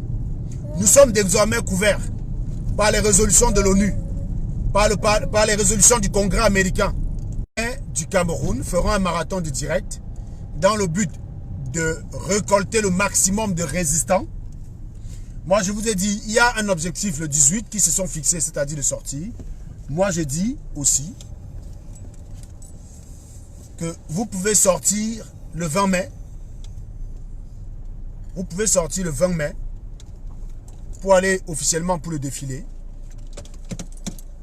Vous pouvez sortir le 20 mai pour aller officiellement pour le défilé. Comme vous n'avez pas le droit de manifester. Tu as un papillon, Fulcinette? Ouais. Voilà. Ici, là, on capte. Donc, je vais publier le direct ici. Et Voilà. ça finit sur une bonne note. Non, fils, tu as tout compris. Normalement, quand tu dis que ça fait 40 ans que tu combats, tu dois en même temps avoir en tête que ça fait 40 ans que tu échoues. Et moi, je n'ai pas 40 ans. Hein. Je vous garantis. Pardon, c'est papy et mamie. Ouais. Je n'ai pas 40 ans de combat à mener. Je n'ai pas 40 ans. Donc, je vous dis prochainement. Attends. Prochainement, je vais faire un direct avec Ndikoum Victor, un anglophone, qui va nous expliquer la révolution côté anglophone pour que nous, francophones du Cameroun, nous en inspirons. Parce que c'est maintenant à eux qu'il faut parler. Et j'aimerais d'ailleurs que Ndikoum Victor intervienne plutôt sur un direct des combattants du Cameroun et non pas sur le mien. Donc, il faudra qu'on voie comment ça va être possible. Pour qui parle aux Camerounais. Autre chose, qu'est-ce que j'étais en train de dire? Un marathon de direct se prépare au Cameroun avec les résistants camerounais. Les résistants camerounais. Marathon 100% résistants camerounais. Nous vous donnerons les informations à partir de lundi. A priori, ce serait vendredi prochain. Allez tous sur la page Combattant plus 237, vous abonner pour suivre ce marathon du direct. Nous allons tout faire pour qu'il se passe très bien, pour que tout le monde puisse s'exprimer. Et priorité aux gens qui sont au Cameroun. J'étais aussi en train de vous dire que les gens du Cameroun ont prévu de faire une sortie le 18. Et moi, je pense que les sorties qui sont prévues à l'avance de façon médiatique sont une faiblesse. L'idéal serait d'avoir des petits réseaux par WhatsApp où on se coordonne et on fait une sortie. Cependant, j'ai une autre idée. Si nous allons tous au 20 mai pour le défilé et après on ne rentre pas, si le 20 mai est déjà bloqué, si la poste centrale est déjà bloquée, les gens pourront rejoindre au fur et à mesure. Les gens vont vaincre leur peur. Si arrivé là-bas, vous êtes dans les 30-40 000, vous pouvez commencer à vous diriger vers Etoudi. L'armée va vous suivre. Rappelons que la révolution tunisienne a commencé avec l'armée tirant sur le peuple. Puis l'armée a chassé Ben Ali. Chez El Béchir, l'armée a commencé par tirer sur le peuple. Quand le peuple a résisté 4 mois, El Béchir, l'armée a lâché El Béchir. Au Cameroun, l'armée ne peut pas se retourner contre Paul Biya parce que le peuple n'a pas encore donné de prétexte à l'armée. Ok. Donc, il est important. Megan, tu te fais quoi là? Il est important que vous compreniez que on arrive à un moment donné où c'est la stratégie et c'est surtout de la communication orientée vers les Camerounais. Ceux qui rejoignent le direct aujourd'hui, je leur ai pris d'écouter la première partie. Vous pouvez réécouter en direct en avançant les parties qui ne vous intéressent pas. Mais essayez de l'envoyer au maximum à ceux qui sont au Cameroun. Voilà. C'est tout ce que j'avais à dire pour aujourd'hui. Je vous souhaite une très belle journée. Je reviendrai vers vous une fois qu'on aurait mis en place les structures de financement. Je pense qu'il va falloir qu'on parte sur un compte bancaire ou parce que les PayPal, je ne sais pas. Moi, je vous dis sincèrement, envoyez un message aux anglophones qui sont déjà très avancés. Je suis en contact avec des hauts responsables de la révolution côté anglophone.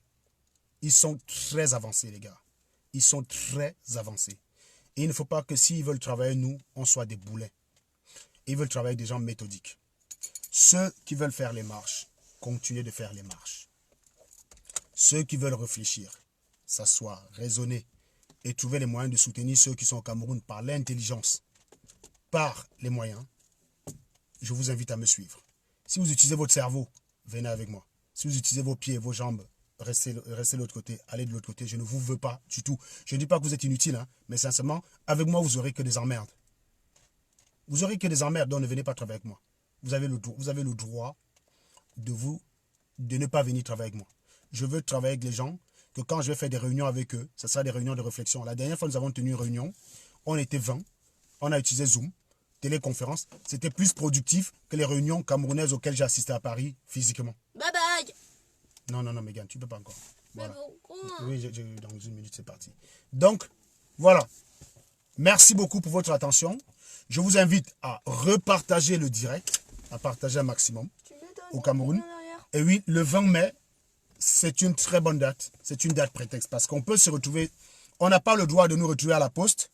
Mais le 20 mai, on a un prétexte pour être à la poste sans qu'on nous demande ce qu'on vient faire là. On a un très bon prétexte. Il suffit après que tous les gars qui sont résistants là, allez au 20 mai. Si après vous restez là-bas, vous êtes 2000, les gens vont vous rejoindre. Il y a beaucoup de Camerounais qui sont désabusés. Il n'y a aucun Camerounais content de ce qui se passe à Sardina. Si Maurice Kamto a été élu, c'est bien qu'il y a des gens qui en ont marre. Eh bien, ceux qui en ont marre là, peut-être si vous n'êtes pas courageux, c'est pas grave. Mais si vous voyez qu'il y a des courageux qui sont restés à la poste, vous avez obligation de les rejoindre. Ça ne sert à rien d'avoir peur d'aller en prison quand on vit à Yaoundé. Vous pouvez me croire. La prison au Cameroun n'est pas différente de la liberté. Vous n'avez peut-être pas le regard que nous avons. La prison au Cameroun n'est pas différente de la liberté. Je vous le garantis. Ça sert à rien d'avoir peur d'aller en prison. S'il y a déjà 2000 personnes là-bas, sortez tous en masse, convergez vers là-bas. Et il faudrait être là-bas, faire des directs pour demander aux gens de venir. Ça marche. Quand vous êtes nombreux en endroit, vous appelez les gens à venir, ils viennent. Le jour de la marche du 26 janvier, on n'était même pas 1000. Quand on a pris l'ambassade et qu'on a demandé aux gens de venir, on a fini presque à 3000 au niveau de l'ambassade. Ça marche. Ça marche, les gars. Et personne ne peut vous empêcher ce jour d'aller à la poste. 40 papa. C'est l'heure. Voilà. Bye. Bye bye.